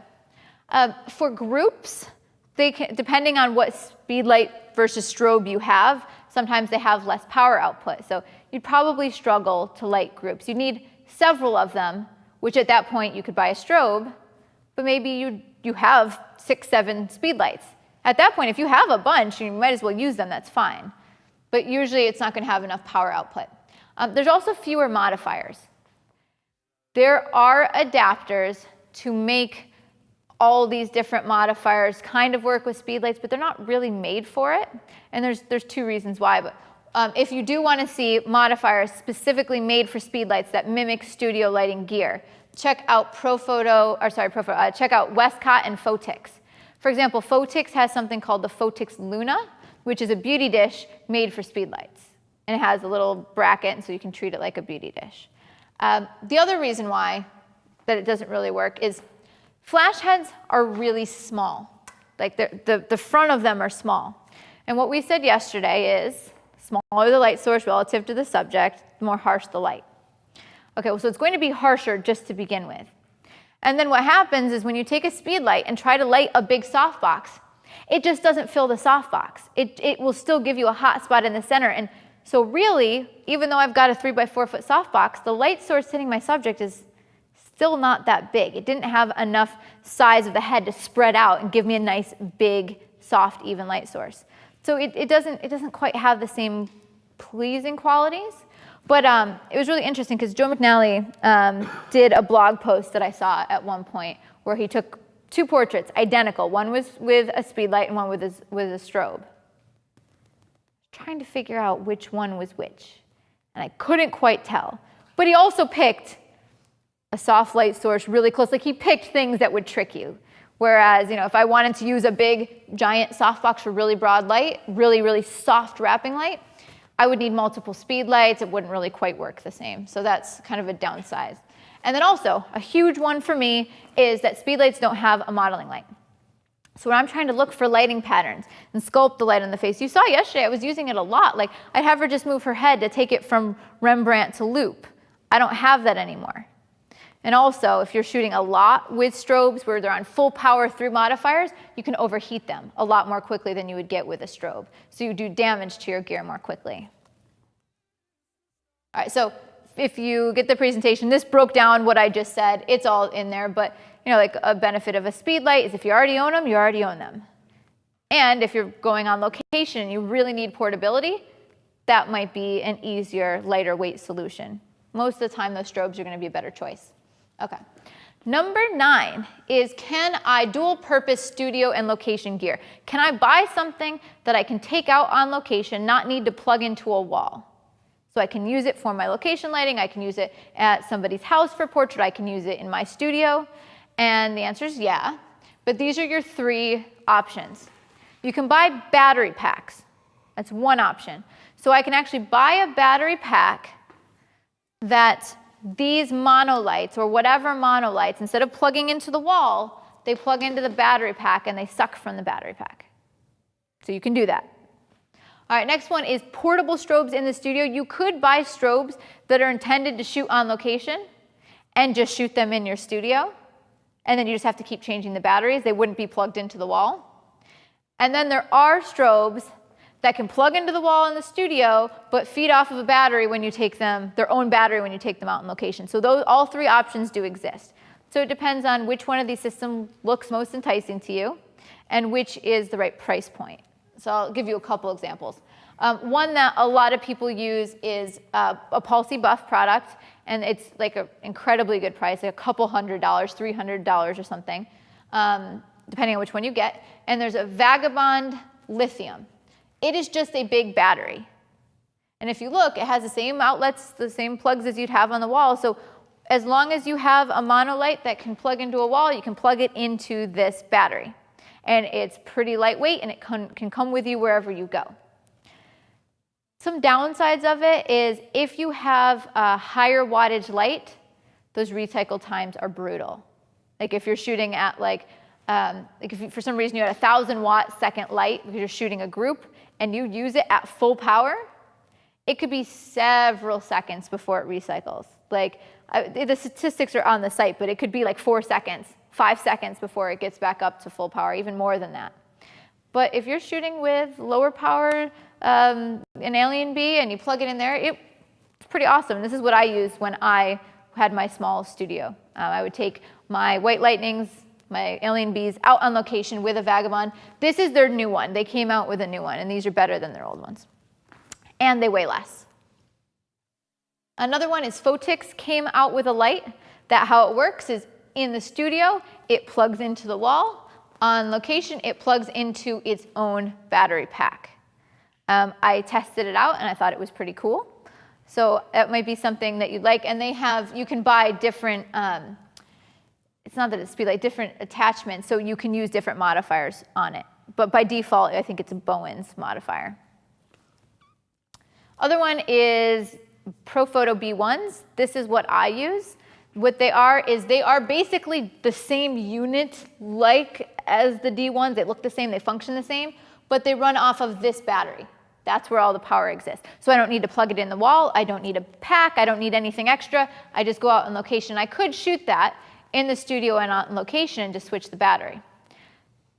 This one's expensive though. I think it's like $2,000 for one head. So maybe for someone first starting off, that might not be what you want. But if you're looking for a solution where you just plan on buying one light to use in the studio and in location, that would cover both of your bases. And so each one of these solutions has, their pros and cons. This has recycle time, can't pull as much power. You have to see if you like the light itself. This one's more expensive. All right, so number 10, to wrap up this 10 most commonly asked what stuff do I buy section, purchasing questions is, what other stuff do I need? Because I know when I first set up, I was always fumbling around. I was missing things. So here are just a couple things to be aware of that help you run a studio. And grip and gear, grip is more the stuff to set up your studio, whereas gear is actually like the studio heads, if you hear the word grip. All right, so we talked about speed ring already. So we already touched on this. Don't need to go into it too much more. Gaffer's tape is the best thing ever. What it is, it's very, very strong tape that you can use for everything, but it doesn't leave a residue, which is really important if you're using it on lights because you don't want to have that residue there, so then it gets all tacky, and also it doesn't burn. It's heat resistant. I use it to cover up when I have cords running across the set. If you're photographing children and you've got cords running around, you're definitely going to want to use gaffer's tape to tape down that cord so they can't trip over it. It protects them and it protects you. So gaffer's tape is expensive. It is much more expensive than duct tape or electrical tape. It's not the same thing as electrical tape. It's totally different. You'd have to get it at Theater Supply or at Adorama online or wherever it may be, or at your local camera store. So you definitely want to get a roll of that for sure. You might want to get a couple clamps of some sort. These you can get at Home Depot, Lowe's, wherever. I always use these. The name's A clamp because it's an A and C clamp because it's a C, in case someone mentions it.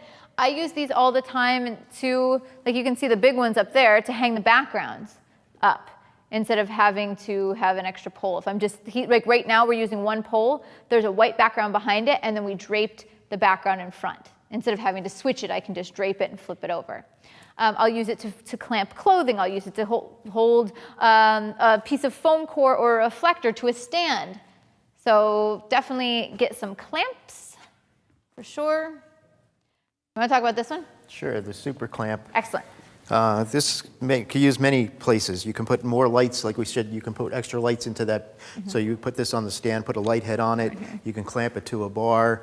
You can put this on top of a stand to hold your foam core. It just has a myriad of uses in the studio, and it screws down tight so you don't have to worry about falling off. And they're made by various manufacturers, usually called super clamps or Maffer clamps. Yeah, I like that because there are instances where it's easier for you if you're stacking light, and I will give you a demo of that, but if you have one light above and a second light below, just to attach it to the same stand so you don't have all these stands around. You know, you can do it that way, or as he said here, attaching it so there's another head. I don't know how else you would do it, to have another head right here, unless you have a stand awkwardly like tilted, it wouldn't work. So that's a pretty good tool. Another one is auto poles. And how auto poles work is they use tension. You can put them up to the ceiling and on the ground, and it uses tension to hold them in place. And you can use that to hang a lot of things, but I use it in my studio for background stands. There are also regular background stands. That's totally fine. You can use that. You can get bases for the auto poles so they can stand on their own as well. But this is something you'll see in a lot of studios, rental studios. They're a little bit heavier duty and they're a little bit more stable. And I use them all the time. All right, and then lastly, just to touch on stands. Couple rules of thumb. Is there a not used stand? Okay, there's a couple rules of thumb for stand. Some things you want to look for in a stand is you want it to have, ideally, some of this air shockness, which means, let's see if this one has it. Nope, that one doesn't. No. Something to watch out, it's good. Something to watch out for. This one does not have it. So imagine you're raising your light up and it's really heavy and your hand slips. And it like crushes your hand, okay? Because this doesn't have the like hydraulic air, it's called air shock. It's just something to help you out. It's like a safety thing. It's a little bit more difficult to raise the light up. There's a little bit more resistance, but it's also safer. So that would be a consideration. The wider the base of the stand, the more stable it is. So this would be an example. This is a metal heavy duty stand. It's got a pretty wide base. This would be like a C stand. And these are what you would see in most professional studios. The reason that many beginners, and often I don't even use them, is they're really heavy. Oh, this one's not bad. Not too bad. No, this is pretty good. And a C stand, a century stand because of the manufacturer, and you can line them up together. So each leg is a different height, so you can stack them right close to each other if you need the lights really close to each other, where you can't do that with the wider bases. Yeah, these are more stable. Like you can see that right here. I'm giving the same kind of push on each one of them. And this one slides, whereas this one, the way it's built, it's much more stable. These are more expensive. And it's easier to put a weight on this. Much easier to put a sandbag on it than it is on one of these. And the sandbag is more effective on a C-stand than it is on one of these. And the other thing I really wanted to mention is when you're setting up your stand, you don't want it to be like this. But you laugh, but the thing is, people do it to save space, right? Because if you're in a small space, you don't want to have it. The problem is, the narrower that base is, the more unstable it is. And you don't also want to be at the other far extreme either. Typically, you're aiming for something around 90 degrees. You can see how John has them set up here. You just don't want them to be elevated too much because then it loses its stability. All right. So you want it to be sturdy. Legs parallel to the ground. We talked about boom arm yesterday, so I won't touch on it, but that's something that I would recommend personally. It gives you a little bit more flexibility so that your light doesn't always have to be on the top of the stand. You can actually move it out over the scene. I recommend, if you are going to buy one, buy a good one, because the money you put into those lights is held in the hands of that boom arm. So you might want to get something a little nicer, and we talked about sandbags. So what we'll do when we come back is 10 more basic 2 light setups. Fantastic. Well, this has been an awesome segment. Thank you, everybody, for all of your amazing questions that are coming through. I want to remind you again that you can go into our chat rooms and keep asking each other questions. That was really, really comprehensive set going into, again, an overview of all the things to consider. And so I highly encourage you to be able to go back and look at this when you're trying to figure out what you need for your studio. So thank you for that, Lyndsey. So we're going to take a 15-minute break. Yesterday was all about one light. When we come back, we're going to get into these 2 light setups. Again, Again, when you buy the class, one of the bonus materials is going to be taking all of these lighting setups that Lyndsey is teaching us, and we're going to create those as PDFs so that you can have that as a reference tool.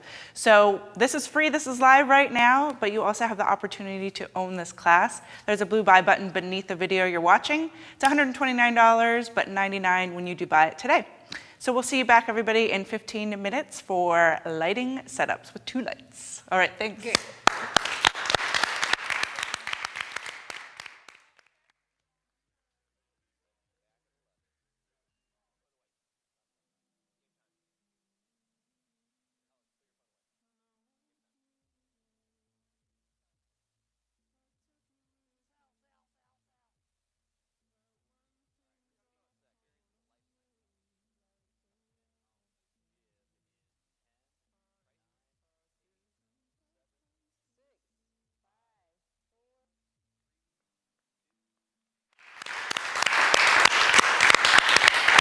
Welcome back, everyone, to Creative Live. My name is Kenna Klosterman. I am your host today. My co-host is Russ Andes. He is in the chat rooms with all of you. And this is our educator extraordinaire, Lyndsey Adler. We are heading into our second segment. This is a 3-day class. We are in our second day here, and yesterday was all about one light setups and background of light if you were with us, but now we are going to dive into getting a little bit more complicated with the 2 lights. So take it away. Excellent. Complicated, but don't worry, super simple, okay? We are going to start with 10 2-light setups, and then later we're going to do 5 little bit more complicated ones. By complicated, I don't mean like where the light is, but we'll use some modifiers that maybe aren't as common for a photographer just starting in the studio. So with that, what I'm going to do is I'm going to go to each of these setups. Remember that these are going to be included, the description and then the end photograph, in a PDF for anyone that purchases. So just so you can kind of keep track of all of that. And I am going to tell you about the placement of light and the height of the light and the modifier choice. And I keep it pretty simple and pretty essential for these 2 lights. So can I bring my lovely model out here to start with? And let me grab my holster. I think it's right here. All right. Great. All right, so let's go to lighting setup number 1. A softbox and a strip box. These are like the 2 essential lighting setups or lighting modifiers for a portrait photographer. And we're going to see if I'm going to get in the way here. Maybe like a half scoot back. I don't want to mess anything up. All right. So let's first set the softbox. And I'm going to attempt to do this by myself. We'll see. Meaning, I got all these cords over here I'm watching out for. Knocking over expensive TVs, you know, that kind of stuff. All right, so perfect. Where you place the light for a basic portrait like this is I wouldn't recommend, for just if it's supposed to be like an upbeat or traditional portrait, I wouldn't recommend going super dramatic for Rembrandt light or short light. Because as soon as you take that light off behind your subject, as soon as you start creating too much shadow, then it starts to be a little bit too dramatic. We're going for like an upbeat portrait here. So I'm going to put the light roughly in like a loop position. And what that means is I'll see a little loop created by the shadow on this side. And can I set up that? So, can I use that strip ink? Yeah, instead? I don't want to block Kenna, but I can get that. Maybe I'm in front of her. Don't worry about me. Okay. But I always worry about you. I like you. Don't worry about me. Okay, so perfect. So I get that set up. As far as the height of the light, we talked about yesterday that we want to have the light approximately maybe 9, at most 16 inches above the head. And that's a guideline, but it's a good place to start, especially with larger softboxes. This is a 3 by 4 foot softbox. You don't want to have the head, the center of the head, even with her face. Because what happens is some of this softbox gets too low and it fills in from underneath, and then she gets kind of bottom light. It flattens out her face and it isn't flattering. So you want it slightly from above. And for everyone watching, that backlight over there on the left-hand side, that's not being used. That's for the next setup. So we're just going to use these 2 lights here. So I've got my softbox. Keeping in mind, depending on what size you have, that the softer you want the light, the larger that light source needs to be relative to the subject, meaning I've got to make it look larger, which means I've got to have it pretty close if I want it to be soft. if I back this up over to the stairs over there, if I back it up maybe 10 or 15 feet, it's not really that big compared to her anymore. So we keep it nice and close. I'm using modeling lights on her face so I can see the little loop of the shadow on her nose. And I'm gonna have you, can you turn that one off so I'll build it? So I'm gonna build first.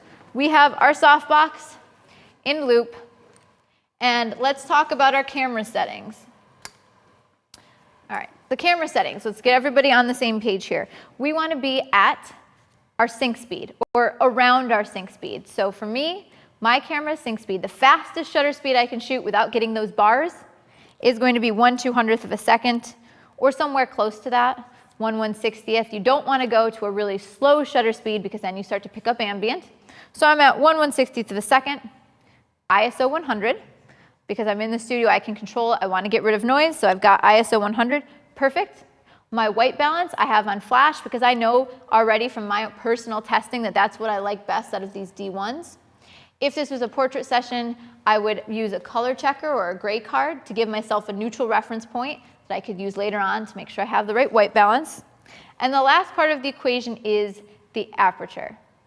I can change the power output of my strobe to decide how light or dark it is, or I can change my aperture. What I can do, and I can guess, which I can do. I mean, I can go like, all right, let's take a look here. I'm really good at guessing. I mean, I can guess and then adapt from there, or you can use a light meter. And the light meter gives you the correct aperture you're supposed to be at for a good exposure. And so you set the same things. Shutter speed, 1/200th of a second. The ISO 100. And then she's going to point this just on that side of her face towards the light. Right there's good. Perfect. I'm going to give it a little test. It'll flash and give me the aperture. 6.3, and I was shooting at 7.1, but like a third of a stop difference. I was really close for my guess. So that was kind of lucky. All right? I just wanted to jump in, Lyndsey, and say, after sitting here all day yesterday, everything you said just made total sense. Great. And so for folks who weren't with us yesterday, everything you just said, you went through and explained in detail yesterday. So exactly. No, that's an excellent point, because if you didn't understand that, don't worry, you just missed the beginning part. Right. The class is available for you to purchase. All right, thanks. Perfect. So I'm looking at her there. She's got that nice shadow from her nose, not too dramatic. But perhaps something that I notice is she's got a gorgeous jawline. I love it. And also, if someone has dark hair, she doesn't have dark hair, but someone like me, what'll happen is if you take my portrait in this situation, my hair blends into the background. I am one with the background. There's no separation. So what you want to do is you want to add either a reflector from the back to try to light the hair, or another light. For her, because she had light hair, you could probably get away with a reflector to separate a little, but you usually can't kick that much light in to get that much separation. So really, if someone with a dark hair, or in a situation like this with a really dark background, you're going to need to add a second light. So what we're adding in this case is a strip box. And a strip box is a long, narrow, soft box. It's going to give me a nice, even highlight to separate her out from the background. And here's a couple things you are thinking about when you're placing that light. Notice what John did by default, because he's smart. He raised the light up a little higher, so it's not sitting on the ground. The reason is if the light is too low, it doesn't actually light from a downward angle that would give me a nice highlight on the shoulder and on the jawline. If it's too low, it just kind of kicks up at the jaw. It's not really the right angle. So you usually want the center of that head about equal with the shoulder or slightly above. If you're doing a full length, you can maybe make it a little bit lower and you'll still get head to toe separation in the background. So saying that I said yesterday, or a description was, I use shadows to sculpt. I have shadows in this image that we just created to sculpt her face, to give it a little bit of depth. Highlights separate. Highlights differentiate your subject from the background. So that's how I'm thinking of these things. So I'm going to have you angle it back towards her a little bit. And what I'm watching for is a couple of things. I'll show you the good picture, and then I'll show you the bad picture. I'll start off with how you're supposed to be setting it correctly. Right now, it's the right height. It's perfect. It's illuminating her shoulder. It's illuminating her jawline, separating her from the background. And we'll talk about exposure as well. Let's give this a quick test. All right. So when it pops up, what you'll see is now that shadow side of her face, and if she had dark hair, it wouldn't just blend into the background. There's a nice little highlight for separation. What is the correct exposure, the correct output for that backlight? And I get asked that all the time. And the thing is, it's a little bit to taste, like a recipe. You know, you can add a little bit more kick. We're calling this a kicker light. We learned that yesterday. It's kicking her out from the background. Where I generally start, if you use a light meter, is I start like at a similar exposure. So if this was, let's say, 7.1, that's what the meter told me, I usually start with the background, the kicker light here, around the same. But I can make it much brighter if I want. Like, I can go much brighter. I can make it more defined. There's not really a right or wrong strength for that light. The wrong strength we're going to talk to you about at the end of the day, which is basically just way too bright and it becomes one solid, bright, white, overexposed highlight. So let's take a look at what this actually reads right now. I'll get it reading this. Perfect. Pop it for me. I do it one more time.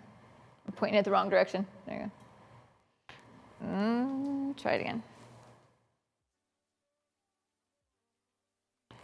It's not reading it. I'll try it one more time. Okay. Okay, so right now I'm getting something kind of in between. It's actually a lot lower initially. That highlight right now is like 2 stops lower. Instead of 7.1, it's like 4.0 or 3.5. I'm going to have you pump it up a little bit more. I'm going to give myself a little bit more definition. All right, let's try this. Okay. This is also still fine, so you guys watch the next change. It's getting a little bit brighter. Okay, pump it way up. I'll show you what's wrong. Okay, so we're going for incorrect on this next one, so everybody knows. All right, here we go. So this next one would be incorrect for that light. It is an overexposed highlight, and a rule of photography is your eye goes to the brightest part of the photograph. Now, ideally, what you want to do is you want to connect with the viewer's eyes, or the subject's eyes. And then that highlight should just separate them from the background. Here, that's all I see. That's all I'm looking at. The whole measurement of what it should be at, it kind of depends. It kind of depends on the look you want to go for. So it is to taste. Let me do one more thing wrong. Can you put it back down to the previous setting? All right, if you can, I'm not sure if the cameras can see spatially the distances we have here. It's kind of a back 45-ish, even a little bit further behind. The reason that that's good is it's hitting kind of the back of her head and her jawline, and it gives you that separation. But what if we pull it way out this way and bring it this way? What happens is as we do this, the light wraps around more, and it starts wrapping around her face. And so when we get to here, it doesn't look too bad, but I'll show you what you don't want. Okay, and actually we pump it up a little bit more for power so you can see it a little more clearly. Let me do one more. All right, this next one is perfect. Okay, so what you start getting, instead of a highlight just on the jawline, is I'm actually getting a highlight that lights her whole jaw, the whole side of her face. And that's going to make her face look wider. Also, it's drawing attention away from the center of her face where I want to be looking. And this is not good. This highlight on her nose. On the right-hand side, you can see a highlight there. It will make someone's nose look wider. And again, you're drawing the attention to the lightest parts of the photo, and that should not be one side of her nose. So part of this whole equation of adding an extra rim light, adding a strip light or a hair light is how far it is from the background and what it's doing to the face. So I usually go somewhere in that back 45 degree, or if you're seeing here, it's basically straight across. Another thing is the reason I have this light not totally paramount. Paramount we talked about is going to be flat lit, nice front and center. When I add a hair light or a rim light or kicker light like this, if there's not much shadow, it doesn't really show up. By putting the light off to the side a little bit, I create shadow on this side of the face, which gives me darkness, gives me contrast, and now that rim light gives you a little bit of pop, and it adds more dimension and a little bit more sculpting effect to the photo. So although that was a kind of extended description, I wanted to make sure I talked about what I'm thinking about when I place rim lights. So to describe what this is, we've got a 3 by 4 foot softbox raised above the subject's head between 9 and 16 inches. You want to still make sure it's close so it's soft, and I placed it slightly off to the side to be approximately at a loop position for a little bit of shadow and sculpting to the face. And then exactly opposite of that, I have a strip box, and that strip box I have placed to highlight her jaw, separate her from the background, which is really important with people with dark hair. Yes? Why on the opposite side as the strip light? Can it be on the same side as the main light? Sure, and John, can you try that? Will that reach that far? Yeah, definitely. What ends up happening is there's not really much shadow, so I don't know if it'll quite catch. There's really not much shadow, so you won't really notice it. Now, it doesn't mean you can't. It's just not as defined. So the other part of this equation is that whole shadow side still has no definition now, and I don't know if you can see that because it's in the way. But there is still a nice highlight on that side of her jaw, but if you only have 2 lights, you're probably better off using it so that she doesn't blend in the background. When we get to 3 light setups, on three different lighting setups, I would put a light over there, and then I could have both highlights on the jaw and have this wherever I want. But if I only had 2, it would be across to separate the subject from the background. Okay. All right, John, you can put it back now. Thank you. All right, I'm going to move this, and we'll take a look at the next one. Try not to hit you. All right, so that's lighting setup number 1, and we're going to jump back to the keynote, please. And I just call that basic portrait light. By the way, if the shadow on this side of the face was too dark, like we talked about, you could add a white reflector. You don't need another light to fill in, you just add another reflector to fill it in. So let's go to number 2. And Lyndsey, before you do that, we have a lot of people have been talking all day about ratios and lighting ratios. Sure. Is that something you're concerned with? Are you going to talk about this in our 101 class, or is that something for a more intermediate class? In my opinion, it's for, okay, wait, how do I say this without pissing people off? In my opinion, it's not really necessary once you understand light. And what ratios would mean is if I metered this side of her face would be 2 times as bright as the right-hand side of her face, or a third brighter. And so you're defining how light or dark the shadows are. And the more dramatic the ratio, the higher contrast the image. The more dramatic the shadows, the highlights are. What you can do to fill in the shadows and lessen that ratio so they're closer together is you add a fill light, or you add a reflector. Actually knowing ratios doesn't do anything. You don't need to know ratios. The reason I needed to know them originally is I shot film. So I couldn't quite tell with that light that I had filling it in, well, what was it going to do, and was I going to get the image I wanted? So I had to know what those different ratios were. You can see it.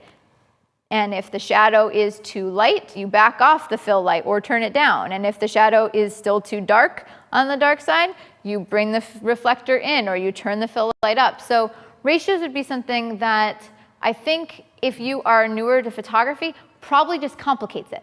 Probably just gives you another thing you have to think about and more numbers you think you have to have in your head, but you don't really need the numbers. You're better off understanding what light looks like and how to achieve the mood you're going for than if you have the right numbers. Great answer, and I can just say, whew, on the ratios. I have a little secret. I took a studio lighting class, college, my sophomore year, and I did really bad. I got a bad grade in the class because I didn't like writing down ratios, because I'm like, no, light is about feeling and it's about achieving the look, and I was having to go like 5/6, 2/8, and scribble it down. You know what I mean? So that's part of the reason that I don't love them. It doesn't fit my personality either. All right, thank you. Perfect. Okay, lighting setup number 2 is basic clamshell. So softbox in the same position. And we talked about clamshell yesterday, means 1 light above and a second fill below. Generally, you want the softbox boomed out or a little bit more centered. You want less shadow created when you're creating clamshell light. The subject's head is a pearl and a clam, 1 light above, 1 light below, but your light can be a reflector. Do we have reflectors here? Perfect. Okay, so I am going to have her hold a silver reflector below. I'm going to put the softbox in loop or paramount position, or maybe John is. And then separating her out from the background as well, you could use a strip box for a highlight. So we can do this pretty basic, pretty setup. And I will just have you hold the silver reflector. Yes. And while you're doing that, could you remind everybody what you're actually shooting with, what lens and everything like that? Perfect. Okay, so all the gear that I have, I'll go over the light and the camera. So I've got a 3x4 foot softbox. You could use an octabox. Know that the setups that I'm giving you, you modify however you want, switch in whatever modifiers you want, but the light modifier that I recommended most was a softbox, so that's why we're going to use that.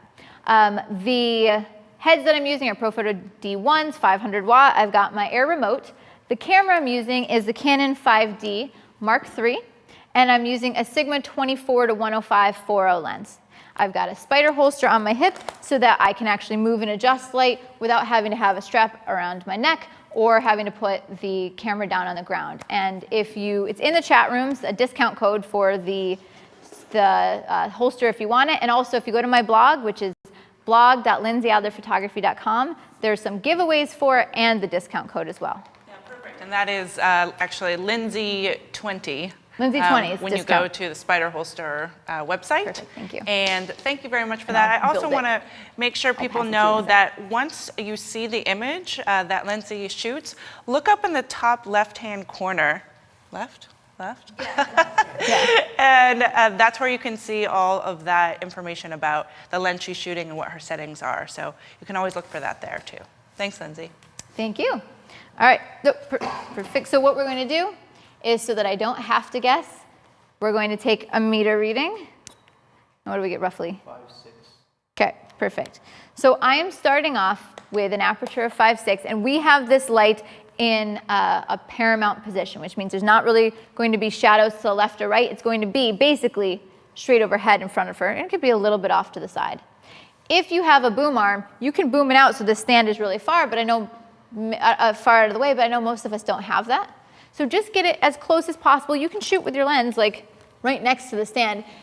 Just because your paramount isn't perfectly centered, it's okay. Like it'll look good still. So the only light that's going to fire right now is just this main light.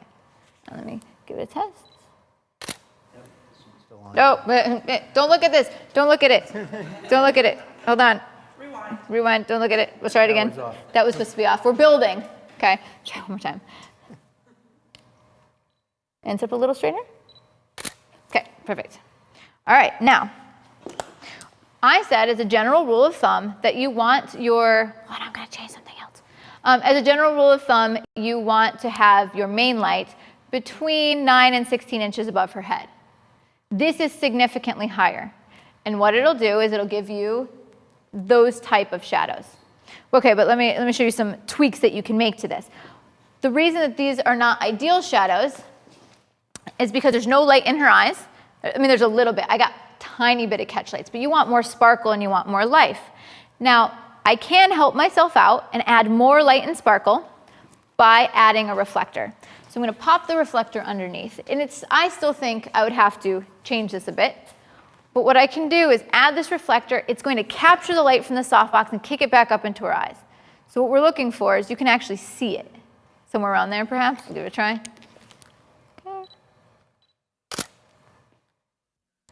All right, now watch the drastic difference just by adding a silver reflector underneath her chin. And it really pops it up and really opens up the shadows. Opens up the shadows, that's another term, it just means fills them in, so they're not so dark and heavy, opens them up to light. Now, what it'll do is it'll carve out her cheekbones when you have that light up really high. But it's a balance, because if the light's too high, there's too much shadows in the eyes, there's too much shadow underneath the cheekbone and jawline. So you can meet in the middle. And I can also back this up a little bit. That'll help me a tiny bit. And then just a little lower. And right, a little bit more. Right there's good. So I've given myself a little bit more light to work with. The reason that we backed up the softbox is if you're really close with it really high, it kind of passes over. When I back up a little bit, the light has time to spread out, and so it'll fill in the eyes a little bit more, versus right here, it's not quite reaching her. All right, so let me pop this open a little bit. Good. Okay, and so now everything gets a lot brighter. I opened up a little bit, and I probably should have stayed at the same aperture, so let me do one more. Okay, so now everything is really what we call flat lit. And it's kind of higher key lighting, but we have a dark background. So it's going to be a flat lit image. Not much dimension to it. She's got the sparkle in her eyes. You look really serious. Like really, it was really super serious. Anyway, so that's going to be flattering light on her face. This would be fine for a one light setup, but if you want a little bit more production, we're going to add a backlight. And can you drop that power? Okay, so here's where we're dropping the power. Is from the last setup, I was shooting for that to be correct when I was shooting at aperture 7.1 or 6.3, you know, whatever, somewhere around that range. And it looked good, but as I moved things back, for the main light, I had to open up my aperture. Now I'm shooting at 5.6 or 5.0. And so when I open up that hole for more light, for more water, everything will get brighter. So now that background light would be too bright if I didn't change it. So I had him drop it down just a little bit, and we're going to give it, there we go, that looks much happier. Good, perfect. So this will give us, and so the expression change is nice too. So this gives us a nice, clean highlight that makes it feel like a brighter, higher key, happier image. Just that highlight helps along with the lighting. So this would be lighting setup number 2, basic clamshell. We have our main light in loop or paramount. Probably paramount would give you more of the traditional clamshell, like front and centered. Not too high to put dark shadows in the eyes. I still want to see catch lights. Then a silver reflector underneath to catch that light, bounce it in, flatten out those shadows a little bit. And then a strip bank back 45 to her, just to give us a nice little kick of light, a little bit of definition. So that's number 2. All right, we're going to pop over now to number 3. Which would be a Rembrandt portrait. So after all that, I'm going to lower it back down one more time. And I think I can maybe do this without hurting anybody. Good. All right, so now we're going to go a little bit more dramatic. And we're going to move this light to Rembrandt position. Everything before was like traditional portrait. This would be going for something darker. Okay, let's see. Okay, right around there is perfect. All right. So yeah, I'll steal that away. All right, so what I am looking for when I'm moving the light around is I am using my modeling lights, and if I were in a room, I would turn off my ambient lights. I would turn off the lights that were here so I could really see it. And I'm looking for when that shadow of her nose meets and connects the triangle and creates a triangle underneath her eye. I have the light nice and close so that I can still have nice soft light wrapping around her. Further off to the side, I make it the more dramatic the shadow is, the more defined. So let's give it an exposure test. Like I said, I can guess, but I don't want you guys to see my bad pictures, so I'm not going to. Okay, I'm going to hold it right there. And when you hold the light meter, it needs to be as close to the skin as possible. If you hold it too close to the light, it won't look good anymore. Let's see what it says. Ooh, very bright. Let me turn down. It said F10. I want to shoot just a little lower. Right there is good. It's one stop. Cool. I want to shoot ideally around F8, between F5.6 and F11, but okay, perfect. F7 is good. All right. So we're going to take a look at this. And do you have a black card? Okay, I don't know. I'm just wanting to demonstrate that. Let me give it a quick test. So this backlight is not firing. Right now, we're just focusing on Rembrandt from our main light. Oh, it doesn't need it. We're good. Okay, so we're going to talk about this tomorrow. I started to have him get out a black piece of fill. Somebody wrote on my Facebook page yesterday, my setups look different than yours because you are in a room that's bigger and with white walls. And that is true. We're going to talk about controlling the light and how the room you're in, size and the color of the walls and the distance of the walls and the height of the ceiling, that affects the image. And so one thing I might do is I wanted dark, almost Rembrandt light on this image. And I'm going to move the light a little bit further to the side. I wanted that light But let's say I'm shooting in a room and there is a white wall right here. This is a giant white reflector, and that shadow would not be dark at all. It would be completely separated from the background. And so she would have nice fill light on her face and it wouldn't look dramatic anymore. So I was having John grab a black piece of foam core, black piece of board, that you would put here to stop that reflection. The black would dampen any light from that softbox, but thankfully I didn't need it. So I got a Rembrandt light here. Let me test one more of these. Good, and I'm gonna just turn her a little bit. Can you turn just a tiny bit that way? Good, right there. And you can look your eyes at me, good. All right, so we got Rembrandt light on her face, but I want shadow here. I like drama, but I don't want her to disappear into the background. Need some definition. So we pop on that strip light on the right-hand side, and it's going to match the shadow side. It's going to be on the shadow side, not the highlight. Okay, same thing. Perfect, and I might pump it up a little bit, just a tiny bit. So watch how it just caught her jawline. In some of my fashion classes, one of the things I teach is we have 3 main things that we think are beautiful on a face. One of them is a jawline, and you want to see the jawline. So when it disappears, you're not doing your subject justice.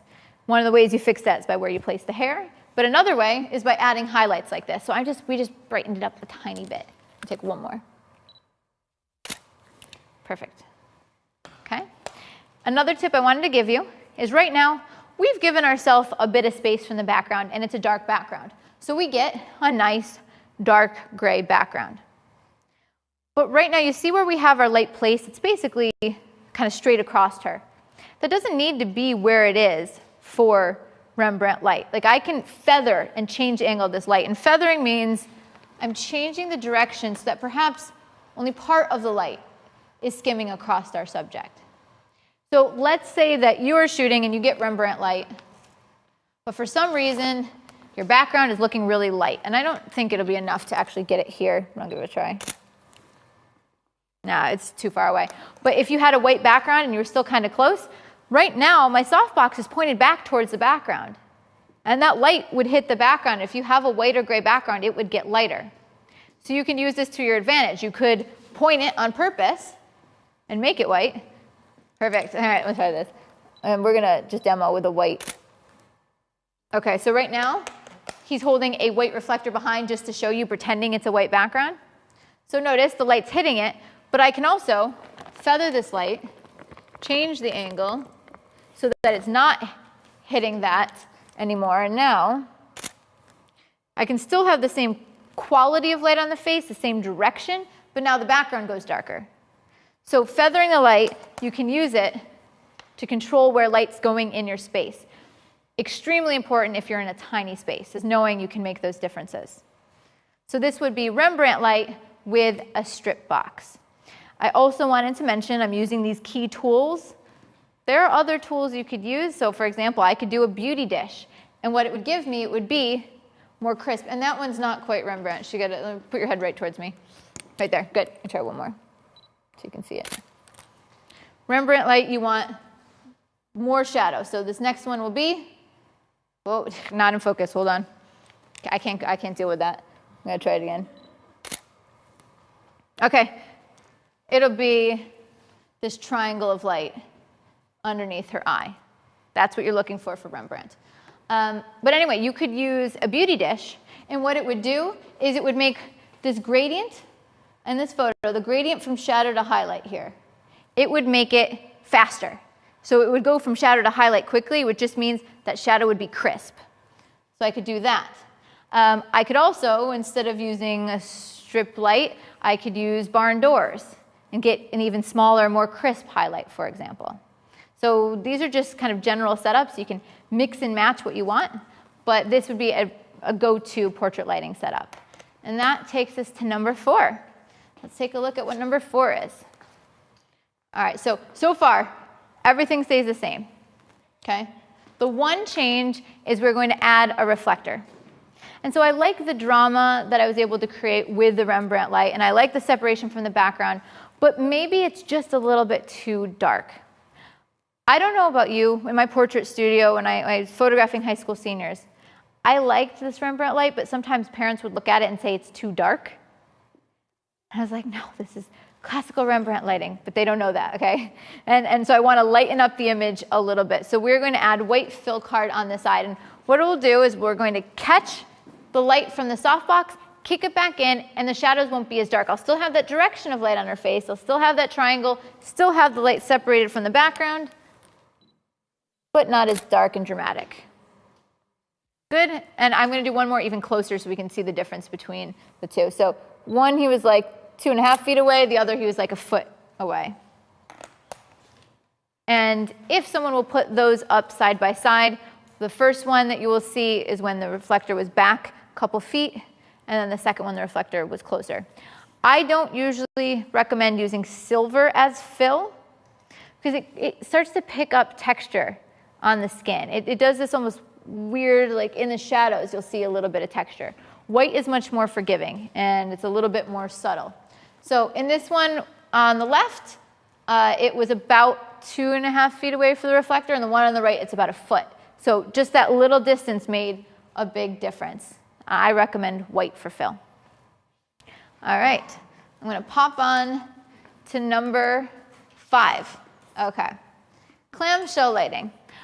All right, we talked about clamshell lighting before, and who asked me about clamshell yesterday? Okay, I thought so. All right, clamshell lighting is just a general term for one light above and a second light below, and it can be a reflector. But it doesn't have to be one light and a reflector. You can definitely use 2 light sources. You use one light above to set the overall tone of the image. Like, is it soft light? Is it a soft box? Is it wrapping? You could pick a beauty dish if you want more crisp shadows. You could pick a silver reflector if you want it to be really contrasty. That's what you do with your main light above. And then you can place a second light from below, and what that does is it controls the shadows. And so you're deciding how much fill you want, what type of catch lights you want in the eyes. So one of the setups that I really like, actually, and I have this written as a silver dish. I could just bring that strip light around too. One of the setups that I have written there is softbox with a silver dish. And by silver dish, I just mean a basic silver dish from below, and you can fill in the light, fill in those shadows.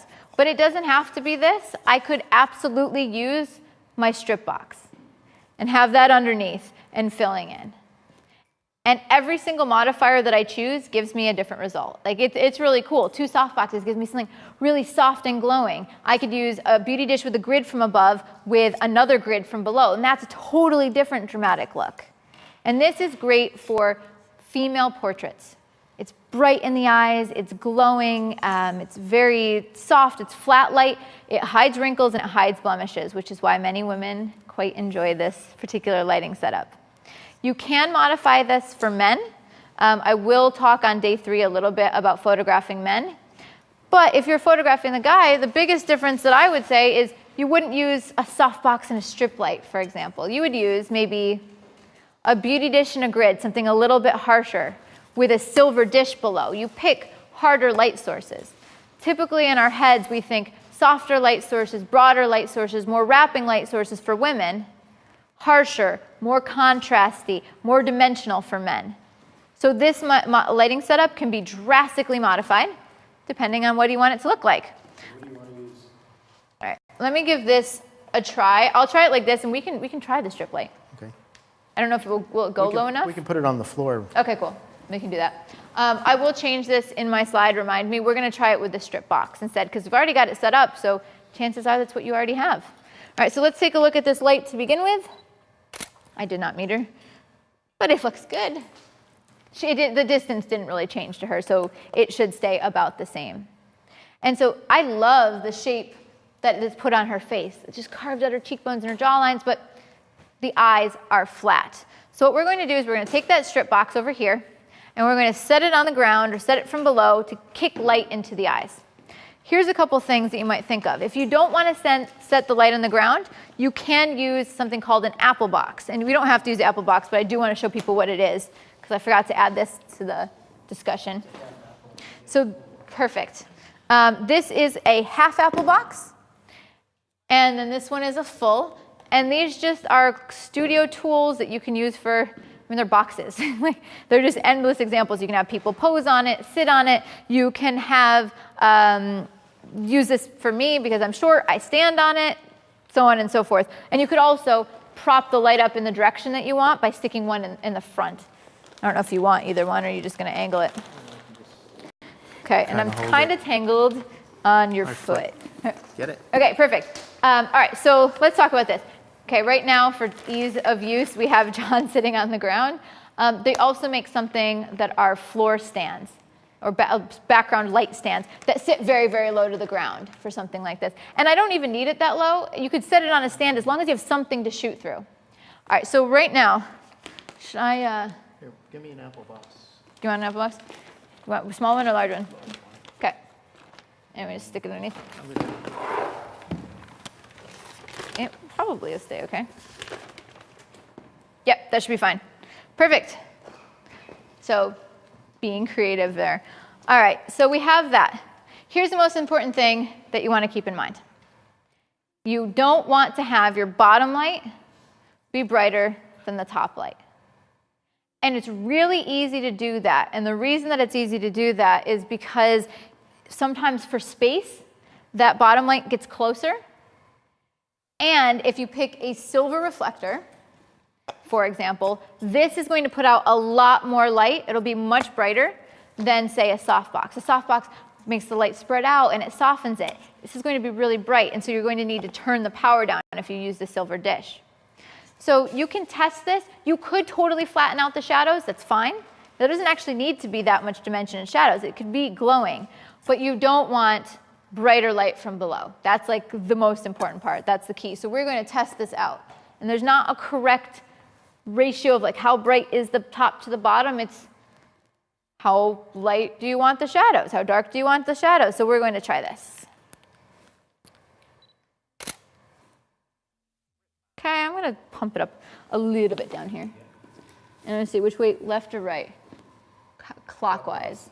Okay, well, because it's on the ground, so it's like, wait, now I can't figure out how to turn my fingers clockwise. Okay, Get it? I think I got it. All right, let's test this. When you say I'm going to pump it up, what exactly do you mean for people at home? Okay, so pump it up is my inspirational talk for lighting. I would say let's put, okay, no, it's I'm turning up the power to give me more output. So when I'm making it brighter. And by how much do you usually try to go up? Like, what are you? Okay, so here's the thing. When I do this, it depends on your lights, how much difference, like some lights will go full power, quarter power, 1/128th power. Like, so the numbers won't be the same to you. But on mine, it's in more or less stops of light from 4 to 10. I usually go by like a half on my particular light. I'll go up 5, or if I need more, I'll go up a full stop. It depends on how much more light I wanted to fill in. So this one, I can't see it, so I just guessed. We're just going to test it out here. All right, so I believe in this one, I went too far. Not crazy too far, but if you look, the chin is brighter than her forehead. And so what I can do is we can actually meter and compare side by side which one's brighter. And it's going to tell me that the bottom light's brighter. Do you want to do it like this way, maybe? Sure. Give it a try. I'm going to test it out. And right now, he's going to just point it down. I have him pull the dome in because he's just pointing it straight down. This is more advanced, but we're just giving it a test here. So, 7.0. Let's try the top. 8.0. Okay, so it's still not that much brighter. I just think it's a little bit too underneath. So I'm going to turn it down a tiny bit. Okay, let's try one more. Perfect. I think I turned the wrong way. Okay, I don't really bend over in front of the camera here. it's Dump cute. it too. Oh, yeah. Okay, so another thing that he made a point, it depends on the lighting, the gear you have. If you turn light up and you don't take a shot, and then you turn it back down, and don't take a shot, it holds all that power from when you had it turned up. Basically, you filled up your bucket and never dumped it. So what you have to do is if you turn the power up, you got to dump the bucket out when you turn it back down to get to the right amount of water. So that's why you'll frequently see him, if he changes the power, just hit it. It's just emptying out that bucket. All right, so one other thing that you might consider, and I'm going to make this slightly more complicated. Okay, so the other thing, I like this glowing light, looks good. Can I have you hold one more thing? Yeah. One other problem you can run into, I'm still fine with this. I'm going to have you sit back just a little bit. The way this is, if she moves in, the light totally changes. And so originally I think she was sitting up a little bit more, and as she starts to sit in, the light passes over her head a little bit, and she gets closer to the light below. So just even something like that can make a difference. The other part is, you don't have to have this on the ground. I'm going to have you hold it right here, if you can. And this would be on a stand, no problem, but we're choosing not to, apparently. Sorry. Perfect. Let me try this. Okay. Great, and I'm going to turn down a tiny bit. One more. All right, last one. So this is what I like. Okay, you can relax. Thank you. So this is like no shadows, very, very flat, very glowing light. And you can shoot this on a white background. You could shoot this on colored background. Or in this case, I think it looks like you have even more glow when it's on a dark background. So I'll give this summary of what this is. 3x4 foot softbox overhead. It could be an octabox. It could be a beauty dish. We're using the softbox here. Then you have a second light from below. That second light, you want to make sure it's not brighter than the top light. And you're just watching. If the chin is too bright, turn the power down, or pull the light back, or raise it up a little bit. Just find a way so that it's not such a bright light on the chin. The modifiers that you choose, the main light determines the overall mood of the image. If it's a softbox, it's going to be soft and wrapping light. A gridded light, it's going to be very, very dramatic. And then your second light depends on, we'll change the catch lights in the eyes. You see the strips in her eyes there? So that fill light from below will change the catch lights, and it will also change how much you fill in the shadows, depending on how bright you want it. There isn't right ratios or wrong ratios. It's kind of a look. Just make sure that bottom light isn't brighter than the top light. Cool. Still on schedule? Can I ask you, though, a question from online? Earlier, we saw you using the reflector underneath. Can you remind us again, what is the difference between the look you're going for with this light, the strip light underneath, versus the reflector underneath? Perfect. So there's two great reasons. Well, right now, with a softbox being a broad light source, I can use a reflector no problem, and it will catch the light. But let's say that I was using a grid, and I want fill. The grid is just pointing light here. If I put a reflector here, there is zero light on that reflector. There is nothing to bounce. So I'm getting more comfortable with using clamshell in this way because I have more control. The next thing is you also do have some limitations with that reflector. There's only so far you can hold it away, and so close you can hold it, and so much you can angle it to get that type of fill you want. Whereas here, I just can turn the power up and down. And then lastly, I'm changing the quality of the shadows. Here, this whole picture gets much softer because I'm using a softbox or a strip box. But if I want it to be a little poppier, what you would see is darker shadows along the edges of the neck, and everything would just have a little bit more contrast to it. I could use a silver dish. So it's like I have so many other options when I choose a second light. It all just depends on if you want that second light to be for clamshell or if you have it being used for something else. And it just changes the overall, like the end look of it. Okay. You look very pretty. All right, we're going to go to number 6. Okay, so I have a regular softbox above. I'm going to switch this. So for all of you out there, to whoever the editors are, 6 is going to come before 5. So we're going to switch this to a silver dish so you can see what I was talking about. Like, let's take a look at what it looks like when you do have a contrasty modifier as your fill light. Is that working okay? Okay, cool. All right, so we're going to take this. Something I immediately know is this light is going to be a ton brighter if I put this on and don't change the exposure. If I just put the silver dish on and point it at my subject equidistant, it is going to be a predominantly bottom lit lighting scenario. So I know, because the silver dish, it focuses the light and it's like bare bulb at her, I know I've got to turn that bottom light way down. Got to turn the power way, way down. The other thing is, if I've turned it down as far as it goes, I can start backing it up a little bit. And when I back it up, I pull down the power just a bit. So we're turning it down all the way. Perfect. And notice, you see what he did? Turned it down all the way, and he hit the test button to dump out the water from the bucket. Okay. And I'm going to have you pull it back even more. I'm going to power? I'm going to guess we need it. All right. And then it's fine. All right. Let me so give this a quick test. All right. Now, when you look at this with your bare eye, see how bottom lit it looks? Okay, but it isn't necessarily, because I talked about modeling lights before. Modeling lights can be set to different things. So right now, he changed it to proportional.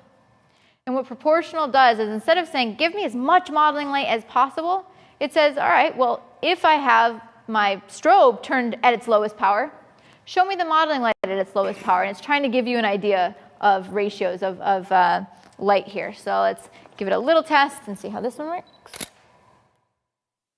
Okay. So you'll see that this one, it just has a little bit more contrast to it.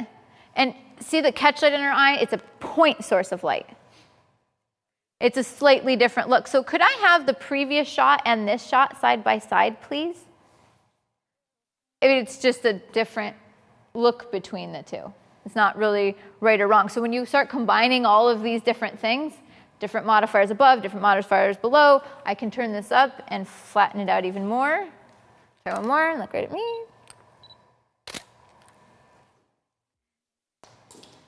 Then you'll start seeing more of the bottom light. It's not too bad. Yeah? Can we see the zoomed in on the eyes? Could we please see the zoomed in on the eyes for the first one and then the one before it? There you go, perfect. Okay, so you have like the two strips that you see. It's the softbox above and the strip light below. And then can we see the next one? So it's just kind of different. And you see how in this one, I see a little bit more texture to the skin. I don't know if you could really see that. And there is a way to compare these side by side, so you'll be able to see that. I can do that later. But if you look at it, you'll see it's softer when it's two softboxes. Perfect, you're genius. Okay, see how much softer and more filled in that is compared to when I use the more contrasty modifier below and it's turned down a little bit. So it's like endless recipes, endless different things you can use. And this is beauty and portrait light. Typically for women, for a guy, I'd take a contrasty modifier below and that silver reflector below, or above and the silver reflector below. Yeah? Speaking of guys, so Yes. folks are asking if we are going to have a male model, if you're going to be showing us anything with that, and the answer is yes, tomorrow, correct? Yes, I have a male model tomorrow because all of these situations apply regardless of gender, except for there's tweaks I'd make for a guy. And this is one of the tweaks I would make, is I probably wouldn't use something that glowy. So yeah, tomorrow. Cool. All right. Let's pop over to lighting setup. Let me make sure I'm the right one. 7. All right. So I am going to take that softbox now and put it in short light position. And we talked about short light. Short light is when the light is more or less coming from behind the subject, casting shadows forward. And I don't mean directly behind them. I mean from a backward angle, not from side to side, but slightly more at like a back 45, so something like that. So, okay, we get that set up. But then, basically, the whole other side of their face is in shadow and they blend into the background. So we can add some type of definition. And we can do barn doors for this one. Oh, he's so ahead of game. And we're gonna be careful on this one, okay? 'Cause I'm a little bit, don't want to kill my lovely model. Okay. All right, so we're going to do short light, and let's take a look at the barn doors. All right, barn doors. I am going to point it this way, so just so the cameras know, because it's really bright. Except for I have it in proportional, so it shouldn't be too bad. Okay, so how barn doors work is I can open and close the leaves, the doors on the barn door to give me a really narrow highlight just on the jawline. Or I can open it so that it spreads. So if you notice, for you guys, you can see this part. But in this particular shot, and I don't know if you can see it, when I close down that highlight, I can point that highlight just at her jaw. When I open it up, her entire back is illuminated. But it would apply if I have the light further out to the side, it can close it down so it's just getting part of her jaw. This is nice when you want a sliver of light. And so there was an image that I had in my presentation yesterday when I talked about low-key light. And the girl was standing sideways and she had like really crisp Rembrandt light on her face, but in short light. And then just like the sliver of light cutting her out of the background. And that's easier to achieve when you have barn doors. I use barn doors in my work when I'm photographing athletes, and I want like razor sharp cutouts of their muscles. And also a lot in fine art nudes. When I basically want to look like I had the nude stand there and I trace them with a piece of chalk. Like it just looks like an outline. It's very, very thin and very, very crisp. All right. So what I tend to do is I tend to set the backlight, the barn door or whatever other light, before I set my main light. And the reason I do that is because I want to see what it's doing. So I can pop over here with the model light. I'm looking at the modeling light, and I have a nice bright highlight on her jawline, on her neck, but I think the light's a little too low. I don't quite have what I want on her shoulder. So we just raise it up a little bit. What happens to me, and maybe it happens to you, is as soon as I have this main light on or other lights, I can't really see it. Like, I know kind of that what I'm looking for, but as soon as there's all these other lights on, I lose it. So I like to turn everything off and just say, okay, is that well placed? That looks great, excellent. And then I turn my main light on. A downside of barn doors, it's a couple things.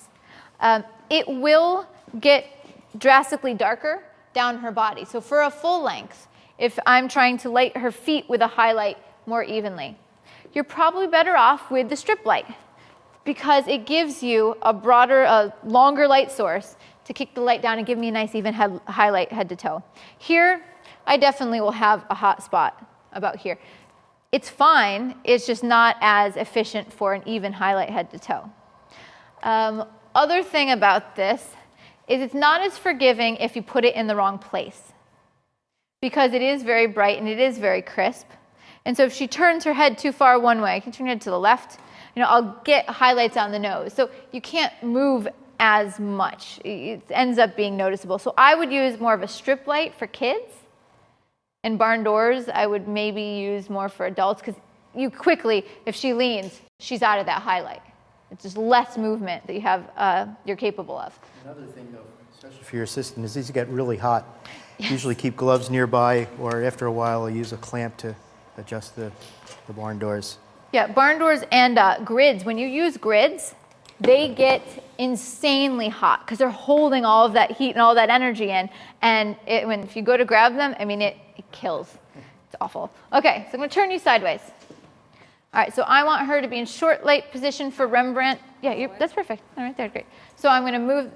That's pretty good. And maybe like one more foot back if you can. So right there, I get a nice highlight, a nice triangle underneath her eye there. Remember that where I move her head makes a difference. So if you turn your head more to the right, all of a sudden I start opening up that highlight. I see more highlight here, even further to the right. Now I'm in loop position. So it's not just where that light is in a diagram. That's where I used to mess up, is I try to place it in a diagram, and if their head's looking the wrong direction, totally changes it. So back towards me just a little bit. Right there. Great. All right, so we're going to give it a little test. Let's see. All right. And then how about that back highlight? And the back highlight's harder to meter because it's narrower. So they're about even. So this is going to be nice and bright. There we go. Perfect. What we did is I put them at roughly the same power. If you heard him, he said that this one is 5.0 and that one was 4.0. And I know that I will be able to clearly see my highlight if they're about the same power. So that's where I usually start, and I dial it up or down. So something like this. This is what I'm getting. Rembrandt light on her face, and then that crisp highlight on her jaw. But what's nice, let me take one more shot with this. What's nice about this is I can move those barn doors forward if I want more light on her jaw.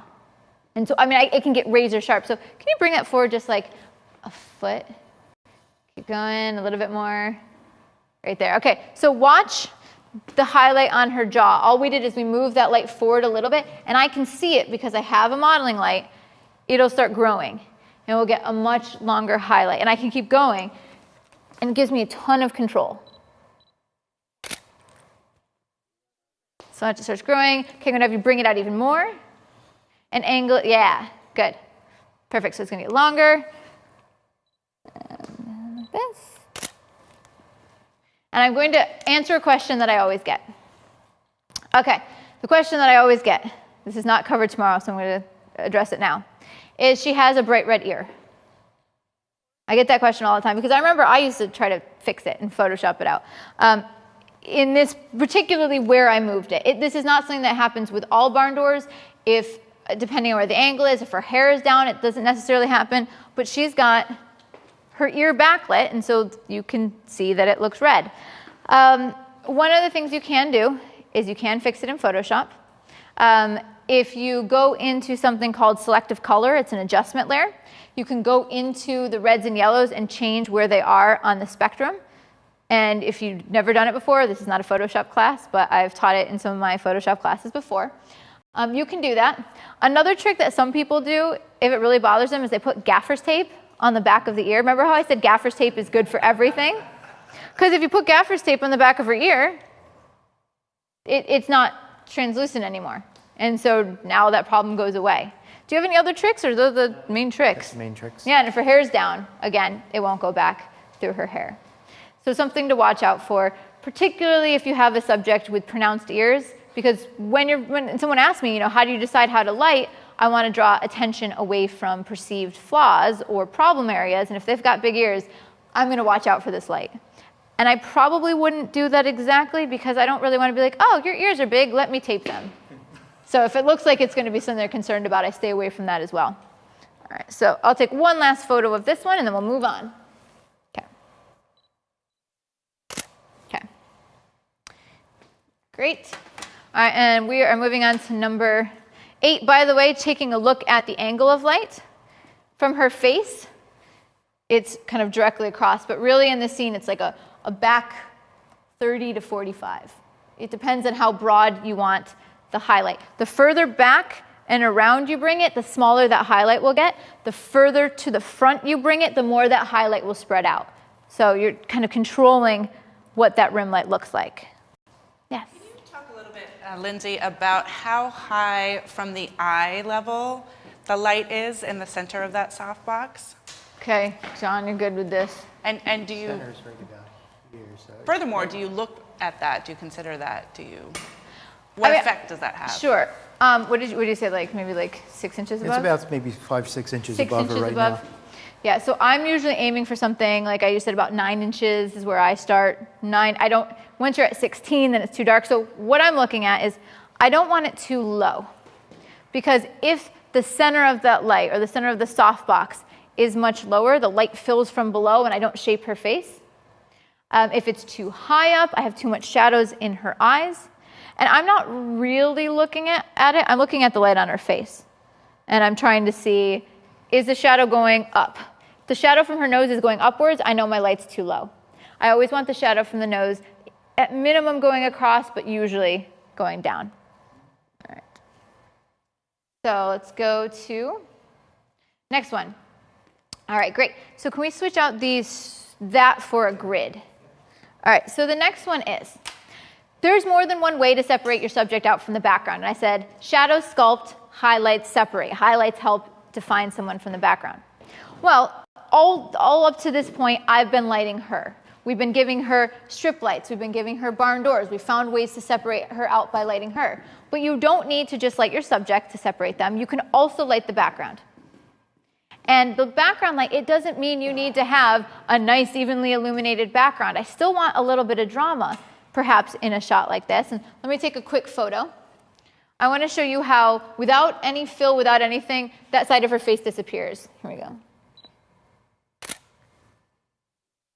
All right, so you can't see the definition between her head and the background. It just totally blends in.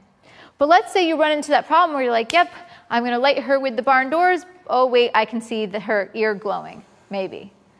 or you just don't want to light that side of her face. You can light the background. And so what John has done for me here is he's put a grid on that strobe. And what degree grid did you use? Okay, so we talked about grids yesterday. The smaller the number of the grid, the more focused the light will be on the background. And so right now he has a 10-degree grid on. There's ones that are 20, 10, and 5 for this particular light. Other ones are like... Usually range from 5 to 40. So yeah, there's ones that go to 40. I have a 25-degree grid, different, but this particular one is 5, 10, and 20. So with a 10, it's going to be a nice, tight light source. So I am going to call this lighting setup, this is called checkerboard. Here's why I call it checkerboard. I'm pretty sure I didn't make that up. I heard it somewhere along the way. And here's why. Checkerboards are white, black, or black, white, right? So it's highlight, shadow, highlight, shadow. So what I have here is I have the highlight side of her face, white, against black background. It's dark behind her. Because I don't need separation from the background. That part's already white. So black background, light subject. But then over here, it falls to black. This is the shadow. So then I need to put a highlight on that side. So it goes shadow, the background, highlight on her face. Shadow on her face, highlight on the background. And it separates her from the background, and this creates kind of a timeless, more traditional lighting setup. So you are pretty good. Okay. That's fine. All right, so let's give it a test. And of course, you can change the power output of the grid for how bright you want that highlight to be. Do you want it just to be a little kick, like a little bit of glow, or do you want it to be a bright circular highlight? All right, so this would be checkerboard light. And I'll point it out here, okay? Shadow, highlight, shadow, highlight. A couple things that I would do, this is stylistic. Can you pull your hair like a little bit to that side? Yeah, I don't, like this doesn't add anything for me. Looks like she has a hairy back. So we're gonna have her pull it away. Then I'm gonna have you turn down that grid. There's not a right or wrong answer. I just think it's a little bit too bright. I just want like a little glow. So try one more time. Perfect. So something like this. And I like shooting these setups in black and white personally. It doesn't have to be black and white, but that gives you an idea. So that's another way to carve your subject out from the background. I'm going to continue. I've got 2 more before lunch, so I'm going to go really fast. Checkerboard lighting short was that one. You can also do that same setup, but not short light. Like you can also have the Rembrandt or the loop or whatever you have further up, and it's the same idea. Okay? And this would be more of a traditional portrait to have the light further to the front and not so far around the back. It's not as dramatic. You don't have to use a grid necessarily. You can also, and we don't have to switch this in, but you could also use a snoot. And does this go on easily? This needs a dish, so you can, that's fine. It's pretty hot. But yeah, those are the ones that get hot. Are you okay? Yeah. Okay. Those are the crazy ones. You could also use a snoot. We're not going to put it on, but Hold it in front. just notice. You could focus the light that way. But different grids are going to focus at a different amount, and the snoot, you know, depending on where it is also going to focus the light in a different way. If you want the grid to be, is it done being hot? Yes. Probably Okay. pulled off a bit. If you want your highlight to be larger, spread out more, you would use a grid with a wider number, a bigger number, so 20-degree grid. Or you can back the light up, and it will spread it out. But if you want like just a really small highlight, you can move it in. And the closer you move it, the less time that light has to spread out, and you'll get a tighter highlight on the background. So lighting setup number 10. Yeah, go for it. You could put a colored gel on that as well? Absolutely. To get a background? Yes.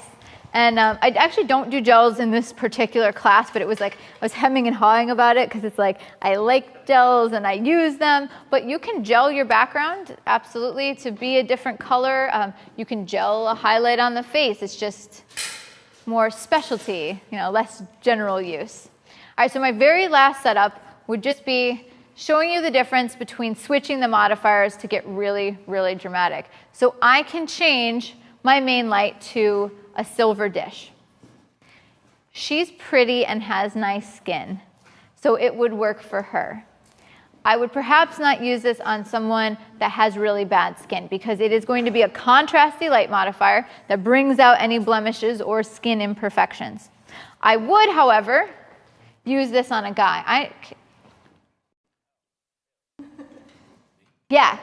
Okay.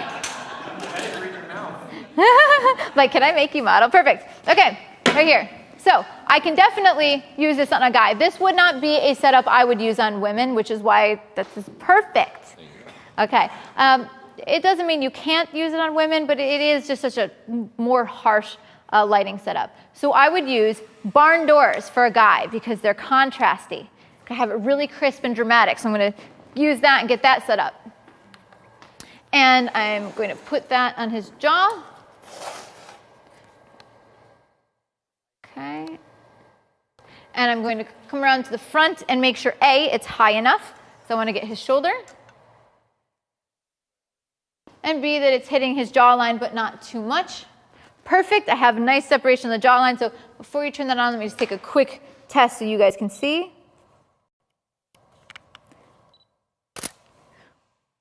Okay, so this is what I'm looking for in the highlight on his jaw. It's separating him out, but it's not lighting his nose. So that looks like a nice highlight, and it's not too bright. It's not like I have really blown out highlights. It just gives me some pop. All right, so then we throw this one on, and it would, the mountain light's down there. And yeah, nice, okay. So now what I can do is I can shape the light on his face. The higher up I make it, like we talked yesterday, the higher we raise the light, the longer the shadows get underneath the nose, underneath the jawline, the more dramatic you get. The further off to the left or right, the more shadow and shape and dimension and more dramatic you get. So we're going to give this a test. 7-0. Okay, that's pretty much where I am. Awesome. Another thing to keep in mind about this is right now, this light throws light pretty far. And so it might catch on the background a little bit. And so maybe you would need to move your subject further out, or maybe you'd need to try to angle the light so it's not quite hitting the background. So something like that. And I'm still looking for catch lights. So let me shoot something like there. Perfect. Let's see. Let me dump it first. Let me dump the light. Okay, I'll try it one more time. 11-0. Oh, that. See, okay. What happened is we were at 7-1, and I cut the distance in half, which makes it significantly brighter. So let's test this again. 11-1. Okay. Oh, well, I'll shoot at 11. So I'm going to shoot at 11 there, and I'm going to have you up? pump up the power of that one. I'm comfortable shooting between 8 and 11. It's fine. 5, 6, and 11. Perfect. All right, so this is a dramatic men's portrait. You're looking very like debonair and tough for me. It's good. Wow, that's a serious shot. Oh yeah, okay. And I might shoot this just for creative sake in black and white, but this would be like the serious guy shot, okay? And you could, if you want the shadows to be longer, more dramatic, no problem. You pull it off and you make it Rembrandt. And I'm raising the light a little bit so that the shadow from the nose is a little bit longer. I didn't move much closer, did I? I don't think so. All right, good. All right, that's good, looking tough. I like that. Okay, this is a super tough shot. And then, of course, if you don't want to be Rembrandt, I can also turn you to the right. And then chin up a little bit and look your eyes back towards me. So, I mean, there's endless combinations, and I didn't move the lights. I'm just changing him. This is kind of keeping that on. Oh, this is a good one, too. You look very tough. See? You're like eyeing me. You're eyeing me. I am afraid now. Okay, so perfect. So that would be lighting setup number 10 is a silver dish in front and barn doors in the back. Both of them are high contrast. Both of them are drama. Great for men's portraits. Not great if you're trying to soften or flatter the skin. All right, thank you. All right, cool. All right, yeah. So are we done with that segment then? Yes. All 10. That's all 10. All 10 2-light setups.